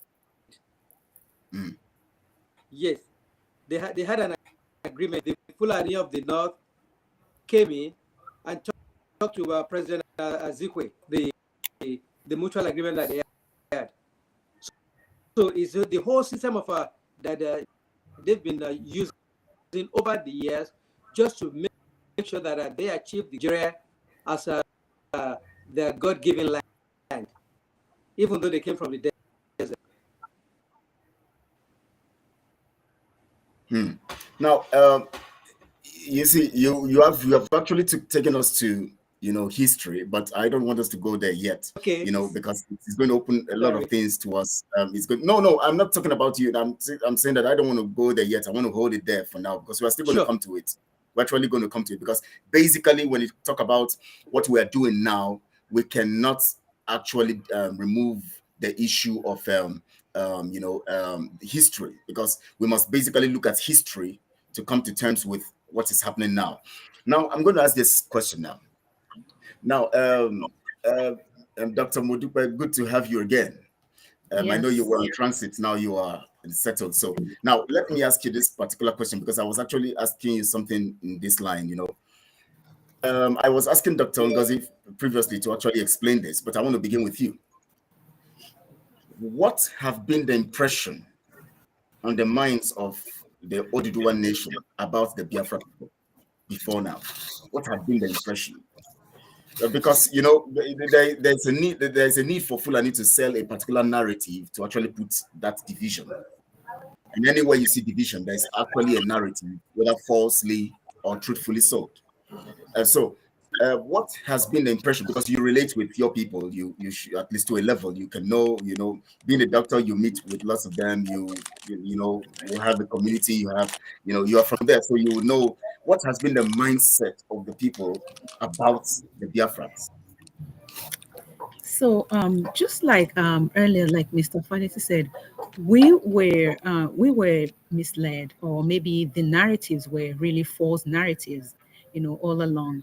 And so the impression that we were given, as children and growing up, was that that the Biafra people, that the Igbo people wanted try to secede, or they wanted to secede from the nation, right? And so also because majority of us were not around at the time, so we just bought into whatever was fed to us. And but as things unfold, as we continue to see how things are going, we realize that that even from the word go, the plans of those people who wanted to dominate Nigeria, who wanted to take over, and and their mind, to the conquest, people who had the conquest agenda was there from the word go. And so they strategize, in order to they strategize in a way to accomplish their goal. And so what they did was to set the two other groups, right? Because we have three major regions, or three major ethnic groups in Nigeria. And what they did was to set the two against each other so that they will never align, right? And if there's no and it's like, if you cannot speak the same language, you definitely cannot relate. And that's what has been going on from the word go. It was the plan then, it is the plan now, and that's what they want to continue to do, so that they can set the Igbos and the Yorubas, against each other, so that they can have a smooth path to realize their delusional goal of Nigeria, owning Nigeria. With all due respect, Ahmadu Bello said back in, I think, 12 days after the independence, back in 1960, that the new state, the new country, Nigeria, is an estate of their grandfather, Uthman Dan Fodio, and that they should deprive all the Southerners from having control over their future. That was their goal from day one. But we didn't see that. And our fathers didn't see that. What they did was to go after each other instead of going after the enemy, the common enemy. And then we missed that opportunity then. We shouldn't miss it now. We should not miss it now. This is the time. I'll pause there, right? I'll pause there. Okay. Dr. Ngozi, what has been the narrative, about the Yorubas or the Oduduwa nation, sold to the Biafrans from your own perspective now? Yeah, thank you so much for that question. Just like Dr. Modupeola has said, this narrative, and people really need to, when they say the restoration, this contraption called Nigeria, the people that are doing this, they are pretty smart people. They are smart. They know what they're doing. And it's been going on from the 1890 something. Now, when people don't know history and they don't follow and they don't listen, they tend to float on the regular narrative. Oh, this is happening. This division, this plan of dividing has been on from the 1890 something. And that is still happening to today. That is why people that don't understand the plan of conquering people invade and conquer using the people, using the players in the field to manipulate things to go a certain way. If people don't have that intelligence, it will be difficult for them to really understand what is going on in Nigeria. But my happiness is that a lot of Igbo people right now have come to know and have come to understand. When they say this language, Igbo, that means the Igbos have no king. This narrative has played out for a long time, and it has affected so many things that the Igbo person have been doing. From the time of Azikiwe, Ojukwu, and all that, the story that we've always been heard, that Ojukwu wanted to succeed. He didn't want to work with Nigeria. That is why Nigeria have to attack, so that Biafra will not come. So that narrative, Buri Accord and all that. But we've learned right now that that story, that narrative that have been perpetuated all these years is all lies. That narrative is a lie. An agreement was reached at the Buri Accord, and when they come back to implement that, it became a different story. Go on and all that. Most people know the story of how everything went down. So the point is, we've been made to understand that the Yorubas are the ones that that don't want to work with Azikiwe, or don't want to work with Ojukwu. We can't trust them. They will go and do something else and all that. But right now, most Igbos have realized that that narrative is false.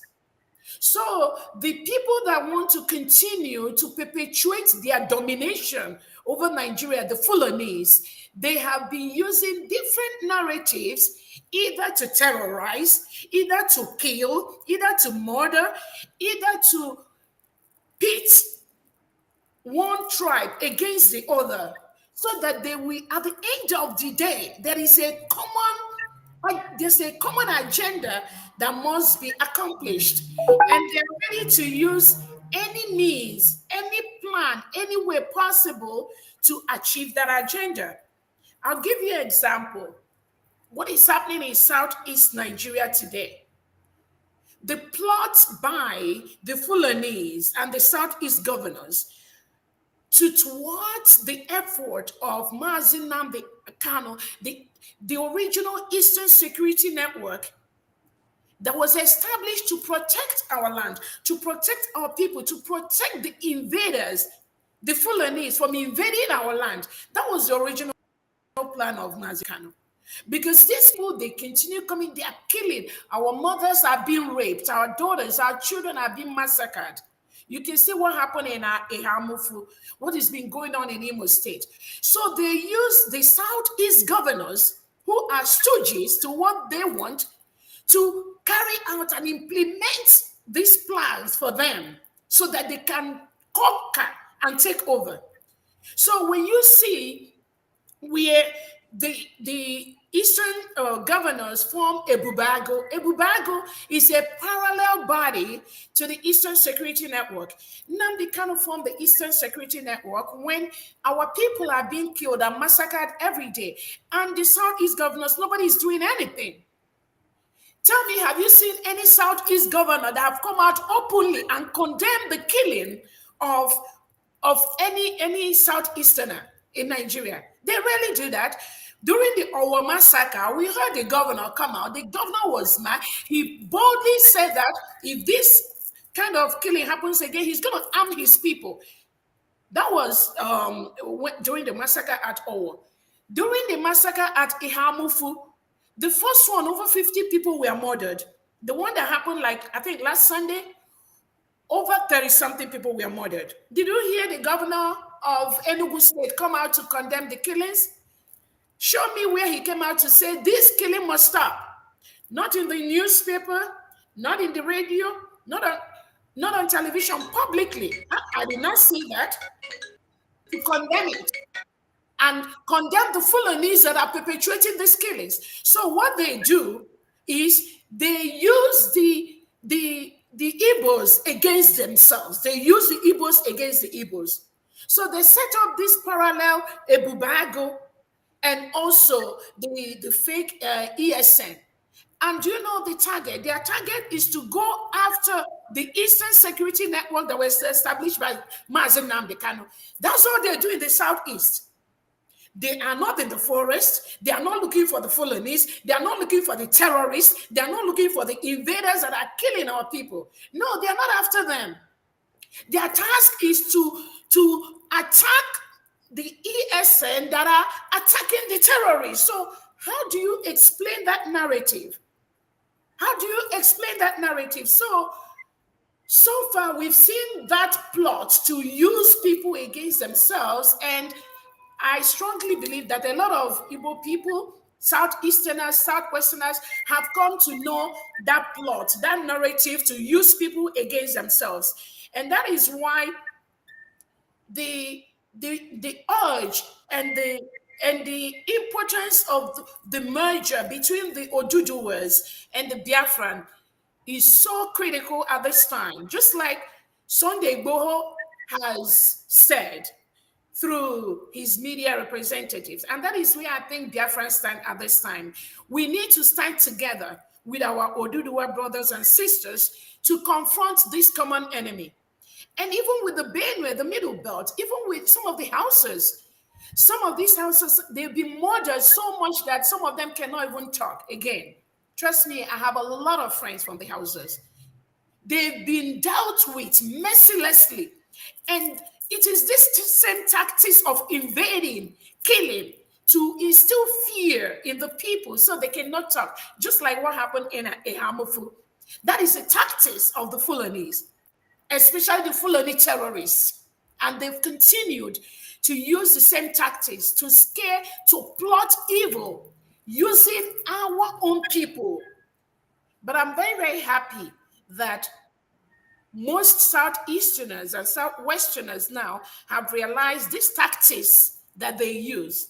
And trust me, I think they are stepping up to guard and to watch and to confront those tactics. Thank you. Everyone, you've been watching the Biafra Global Network and watching the program Alliance in Focus, and I believe that we're getting some facts from this, and especially the things that have been holding us back as nations that are supposed to be free, having our sovereignty and ability to actually prosper as a people. And the reason why we have this restriction is because we have been trapped under a subjugation program organized by Britain and, of course, by proxy, the Fulanese.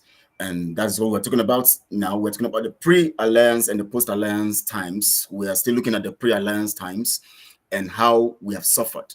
Mr. Demola, I want to ask you this question. Mr. Ambrose, yes. If you want to talk to Mr. Faleti, but I want to just add something quickly to what Dr. Orabueze said. She actually put it very, very properly. She stated it very accurately, that the people who are doing the oppression, they are united. She mentioned governors, even in the East, like working with these people to destroy their own people. We have them also in our land as well, in Yoruba land, right? And I don't want to even go into all of those examples, but I will just make one example. When the daughter of one of our security groups, the OPC, when his daughter was brutally murdered by Fulani people, Tinubu got there, and the first thing he said was that where are the cows? Saying that it was not the Fulani people who are killing people. This is supposed to be one of the leaders in Yoruba land. Yes. Now planning with other people to come and destroy your own land. So these people who wants to oppress, they are united. So why shouldn't the oppressed be united? I just want to leave it there. If they are united in their cause, we need to be united in making sure that they do not put us, subjugate us, and put us under oppression. And I'm going to stop there. Thank you. That's right. That's a critical point you've made. And of course, we're still going to talk about the issue of the unity of the enemies and all of that. I think that was going to be for another section. But Mr. Demola, I was actually trying to ask you this particular question.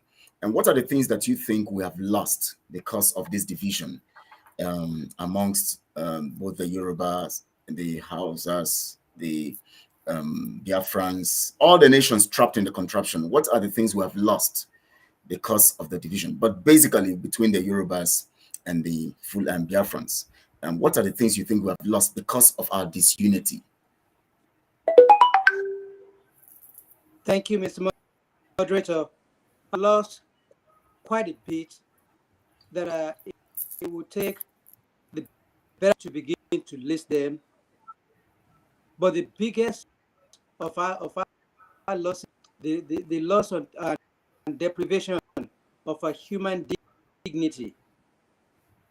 But material conveniences, yes, but the deprivation of human dignity that the caliphate has imposed upon us as a proxy for the has done a whole lot of emotional, if you will, to the southerners of the contraption, so much so that we've lost morality, we've lost any human life.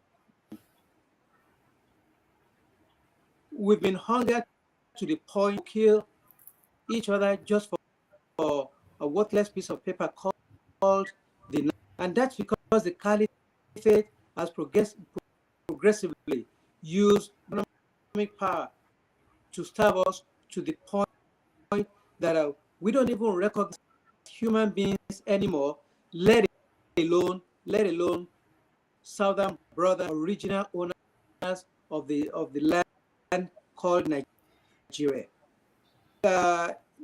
Not only in Nigeria itself, but even because we've been forced to abdicate our rightful. Majority of us have found respite in the diaspora. Of course, we are second-class citizens, but second class or third class, we enjoy a better quality of life than if we were back there in land. So we've lost quite a lot. In recent times, the countless that the blood just flows to them, cow's milk. We've lost and we're still losing. A little ray of hope now that we're beginning to come together. My two sisters alluded to the strength that we find in unity. It's the of that the Fulani have used over the years to gain strength, the divide and conquer. So the better for us to change history to our. Thank you. The point you made now, rightly connects to a particular point I've made to people over time, telling them that no matter where you are found in the world and you think that whatever you think you have achieved, of course, you can't achieve success by just what you have in cash. You understand? There's a difference between success and having money, and the fact that wherever we are in the world, whatever we have achieved cannot be equated to up to 10%. Because it is in the fullness of your freedom that you can quantify your ability to succeed. So if you have not actually achieved freedom, then you cannot measure your success. And that is why I put it at less than 10%. And now, of course, I want to hear from Dr. Modupeola. Just give us a perspective to what you think we have lost. We're going to make this brief. And after this, now we're going to actually adjourn this because this discussion will continue. We're still on the pre-alliance stage of the discussion, and we're going to still go to the post-alliance, but we're going to move it to the next week, Friday, where we're going to be talking critically on this, because right now I'm already receiving the signal that we have our joint media broadcast. So I don't want to be queried, So Please tell us briefly, Dr. Modupeola, what do you think, maybe in 2 minutes, just what 1 or 2 points that you think we have lost by being disunited?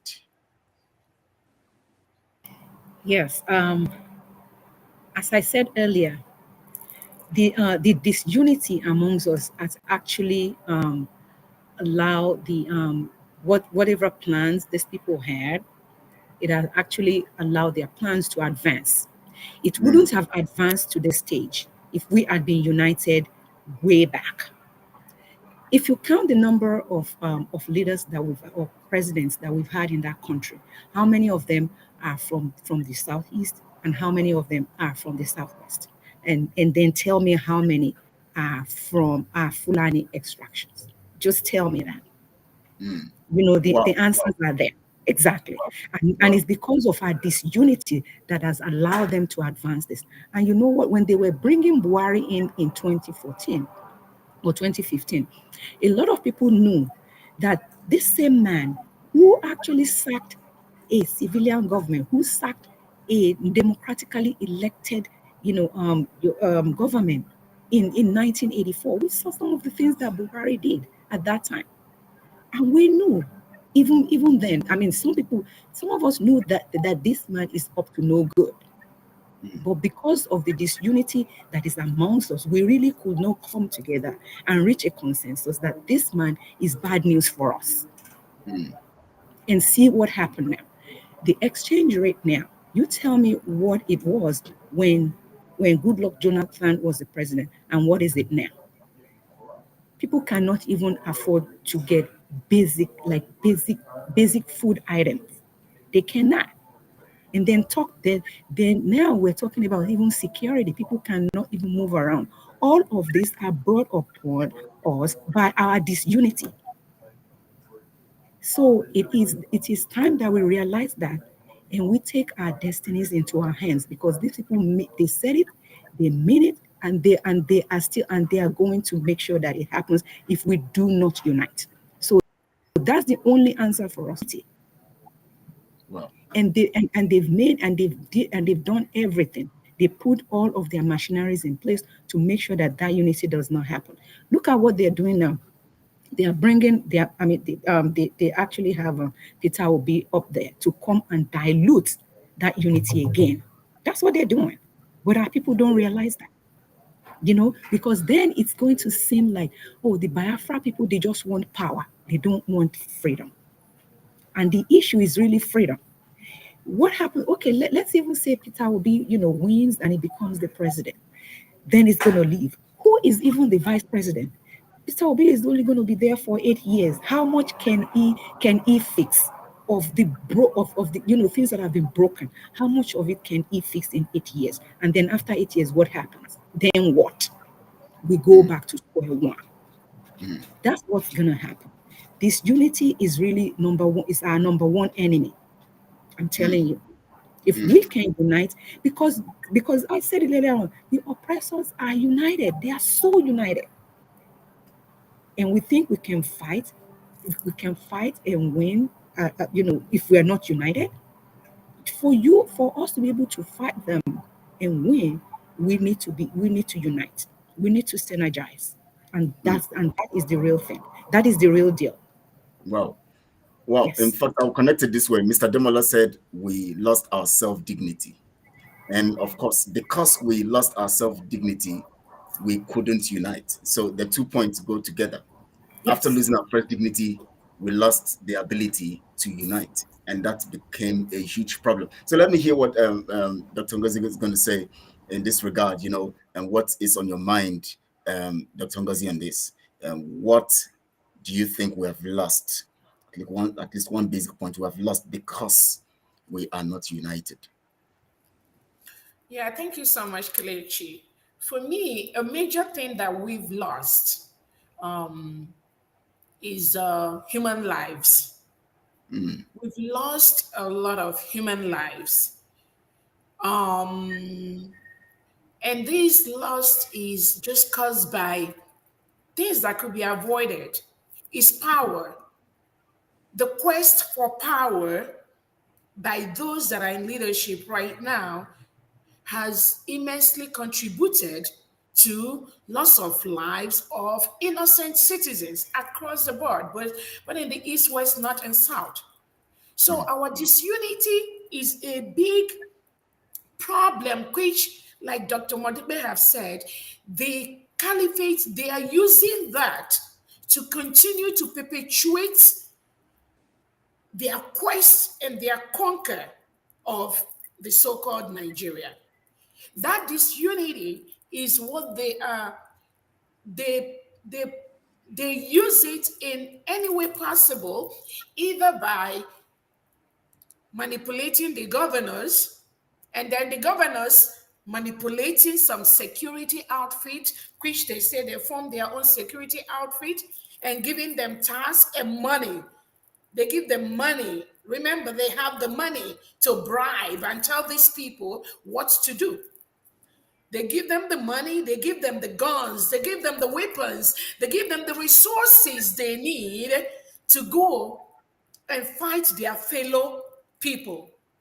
So that disunity that is created there is a major problem which some ignorant one does not understand what is going on. They think they're working for unity. People, they want to be comfortable wherever they are. Nobody wants anything. Nobody is talking about your families that are scattered all over the world, that cannot even come into the country due to security reasons, due to insecurity, due to being murdered, just things like that. So this disunity have cost us lives, and it's going to cost us lives more if we don't come together.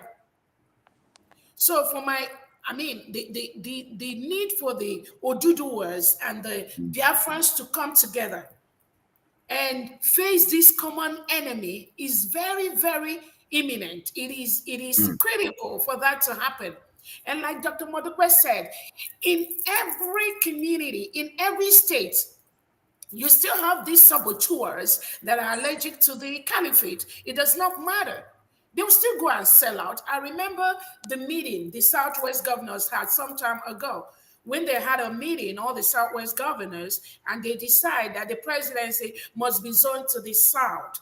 If it's not zoned to the South, they are not going to participate in that. It was almost all the Southwest and Southeast governors that had that meeting. What happened to that today?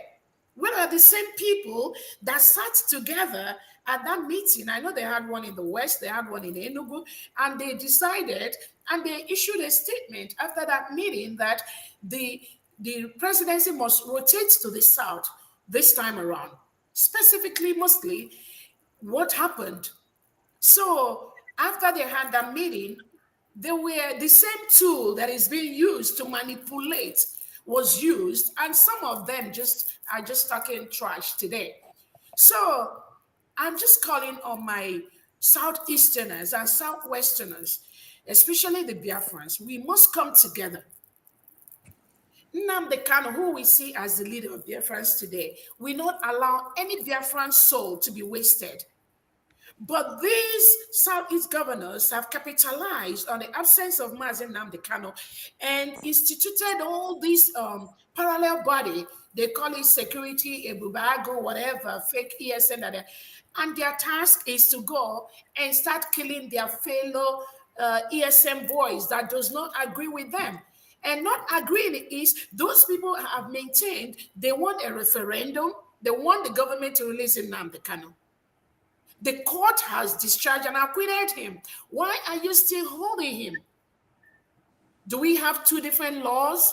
One for those that make the laws and one for those that the laws are made for.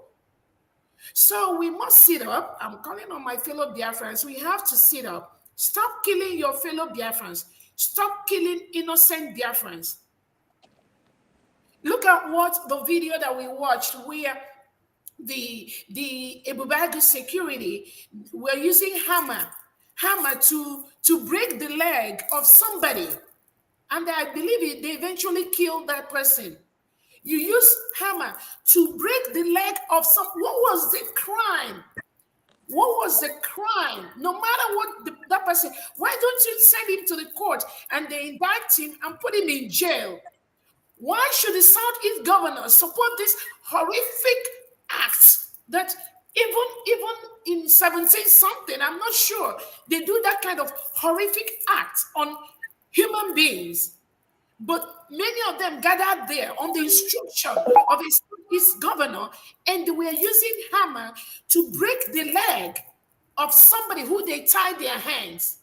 So how long are we going to continue to see people who are the leaders perpetuate this kind of crime on human beings and get away with it? So our unity is very, very important. Like Sunday Igboho has said, and the Mazi Nnamdi has said, the Oduduwas and the Biafra, we must work together. We know that there are saboteurs in each of they exist in Oduduwa, they exist in Biafra, but we must come together to make sure that these saboteurs, they do not disrupt or divert our attention from getting freedom for our people. Thank you so much. Thank you so much. We've lost lives. Dr. Modupeola talked about, there's one critical point she made along the line of talking about unity also. She mentioned the fact that we have lost time. Time. We would have gotten this thing a long time ago, but we've lost time. And so in that regard also, based on the fact that we lost time, we lost lives. I really, this is getting very interesting. But we are going to end it here today. Please, I would want every one of our guests here to be present next week, Friday, on this same issue. We're going to be taking it from this point because we're going to go deeper into some critical matters in line with what we have lost and the things we need to do now to gain speed and to cover up the losses, and to actually make up for the losses. And it is basic because critically we are in the time where we have the privilege and the opportunity to actually expedite action on the things we need to do fast, especially using their strong point, which is the election, because election is actually their strong point in deceiving and manipulating to get another support for another period of 4 years and all of that to validate what they represent. And that's a key in the context of democracy and election. So I would want to appeal to us next week, Friday, by 4 p.m. I don't know the time. I think 4 p.m. should be around I don't know what time. I don't want us to actually have a problem of time by next week. I don't know if 3 p.m. or 4 p.m. is good for us, so we can have enough time to really talk. Maybe we can agree here, and then we can. Please, is 4 p.m. okay, or is it should we move it to 3 p.m. That's Nigeria time? No, I don't want to be using the narrative Nigeria and all this matters. I think 4 is okay because that's too early. 4 p.m. is okay. It's actually around 11 okay. Our own time, which is okay. That's 11. Okay. Yeah. Okay. So 4 p.m. we're going to begin, and we want to actually. I'm sorry. Is it 11 our time or 10? Dr. Ngozi, I think it's 10. They are 4 p.m. Is it not 6 hours? Yeah, I think they are 6 hours ahead. Not 5 hours, right? That is 10. That is 10. That should be 10 then. That's 10 our time. Yes. Oh, well, yeah. But today it started at 11, right? Well, it's supposed to be 10, which is 10 your time. It's supposed to be 10, yeah. I think it's 10 our time. 10 Eastern time, 9 standard time. Okay, so 10 Eastern is 4 p.m., yes. Right? Yes. Yes, 4 p.m. 4 p.m. 4 p.m. Time. So we'll everyone watching, we want to really appreciate you, and we know that you have questions or you have comments to make, but I can't see any. I don't know what is wrong with the system, but next week we're going to have time for call-ins. I'm going to spell out the number so you can call in and ask any question you want to ask to the guests, and also to make your points and your observations and your own recommendations and your own observations about everything, that has to do with Oduduwa and Biafra. I want to appreciate, my guests and our guests here. In fact, you've spoken so marvelously that so many questions are just coming out of what you are saying that would actually warrant us to be here for the next 5 hours, you know. But we're going to do that next week. Friday, we're going to have more time to really discuss these matters, because we have to free our people. We have to free the minds of our people to understand what the narrative and the concept of British arrangement using. Of course, we know that Fulanese, the whole plan they're running on is even some of the Southerners and the British that are helping them design this concept. It is even most of the Southerners that are helping them design this thing. So we have to free ourselves and our people to understand all of this stuff.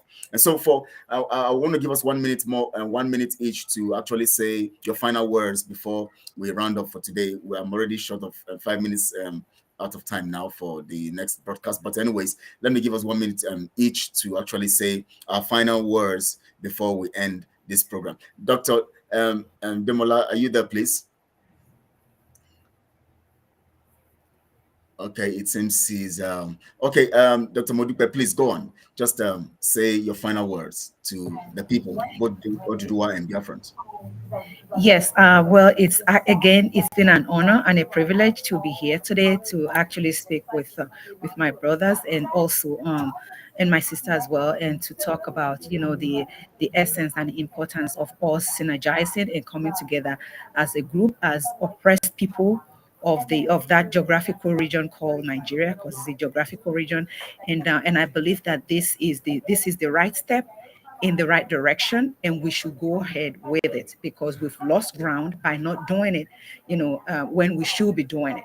And so the people who are doing the oppression, who are dominating, they mean business, and they're still and they will not stop unless we stop them. And so the only way we can stop them is for us to unite, because we have a common oppressor, we have a common enemy. And so synergizing will be the only way for us to to fight a common enemy.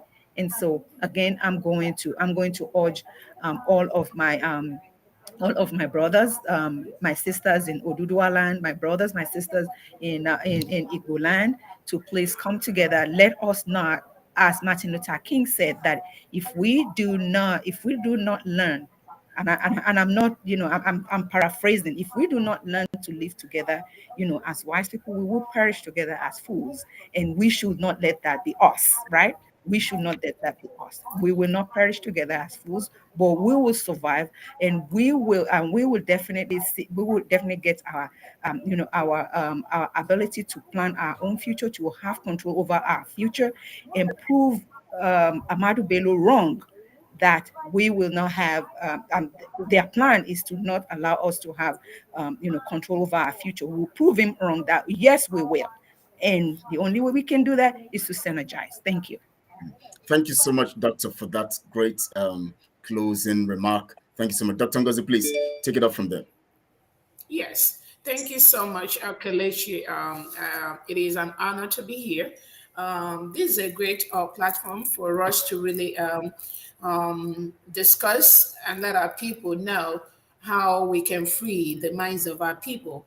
I'll end by asking, why some of my brothers and sisters, why is it today? Why is Nnamdi Kanu in DSS dungeon? Why is he in DSS dungeon? Why is Sunday Igboho? Why has he been chased out from Nigeria? Those two people, why are they going after them? That is the reason. That is a question, my Oduduwa brothers and sisters and my Biafran brothers and sisters. Let us ask ourselves this question. Why is the Caliphate after these two individuals? Sunday Igboho has been chased out from his own fatherland just because he expressed his opinion. He said, we do not want Fulani terrorists to be invading our farms, raping our women, killing our children, and taking over our land. What else? What is his crime? Just that. What else is his crime? And the government went after him. They chased him out from the country. So once you say the truth, they come after you. They either kill you or they chase you out of the country. The same thing they want to do to those two people. They want to kill Nnamdi Kanu, or he's already incarcerated. The same thing they want to do to Sunday Igboho. They want to either kill him or make sure he doesn't talk anymore. But my question is, the leadership, how long are you going to continue to do this? How many people are you going to chase away? Nigerians are leaving the country in droves every day. Because of this, you can no longer do that, then you are a failure. You need to step out. So all these leaders that are driving our youths outside the country, when people talk, you incarcerate them. I can't count how many innocent Biafrans that are languishing in different jails, in different parts of Nigeria today, just because of their belief, just because they say they want to be free. They don't want to be part of this terrorist enclave. They want to create their own community, no matter how small, no matter how poor it is. Just for voicing that opinion, the caliphates, they go after them. The governors, they go after them. They arrest them. They kill them. They maim them. How long will this continue? Because the quest for freedom will never stop. People want to be free. And there's nothing, absolutely nothing anybody can do to stop that yearning among millions of Nigerians. So it is critical that we come together, the Oduduwas and the Biafrans, we come together and make our ground known and stand our ground. Some of our populations are over 50, 60 million. Gambia is 2 million. Gambia, a country, is about 2 million people, and they're a full-fledged country. Why is it that we cannot have 3 or 4 different countries from Nigeria carved out, and we want to decide how we want to be a part of this system? And that decision must happen. It's not going to be solved by kinetics, sending troops, sending soldiers to Southeast to invade the whole Southeast. And be using hammer to be breaking innocent people's leg, or just shooting people and killing them just because they express their opinion. They want to be Biafrans. Why do you want to kill people just because they want to be a part of a system? How long? How many are you going to kill? So we must stand our ground together. Sunday Igboho have said it. Nnamdi Kanu have said it. Simon Ekpa has said it. We must all continue to forge ahead together because they cannot kill all of us. Thank you. Thank you so much for that submission. In fact, Mr. Demola, please, can you just also just say your final words before we go? Thank you very much, and my colleagues, for your contribution and support. This forum is another to recognize our need to unite as a indigenous owners of the land, because united we stand, divided. Dr. Ngozi was speaking a few minutes ago, that have we noticed that the two leading candidates, but the only 2 candidates that are actually campaigning are Southerners. That's a machination of the divide and conquer strategy, because they know 2 Southerners against each other, they dilute the Southern votes, and they have the Northern all to themselves. But it's all a facade. Election is a problem because Nigeria is not a country. The sooner we recognize that failed states that needs to go back to original, the better it is for everybody. The Nigeria was failed at its inception. That means at the amalgamation. Even woefully at the independence, because the independence was just the transfers to the surrogate proxy rulers, the Fulanis, have pecuniary interest in a land that does not belong to them. I will join us to use this opportunity to recognize the need for the 2 owners of the land to continue to work together, or better yet, and smell the coffee, or sleep on and smell the gunpowder, which is smelling. It just haven't come to our doorsteps yet.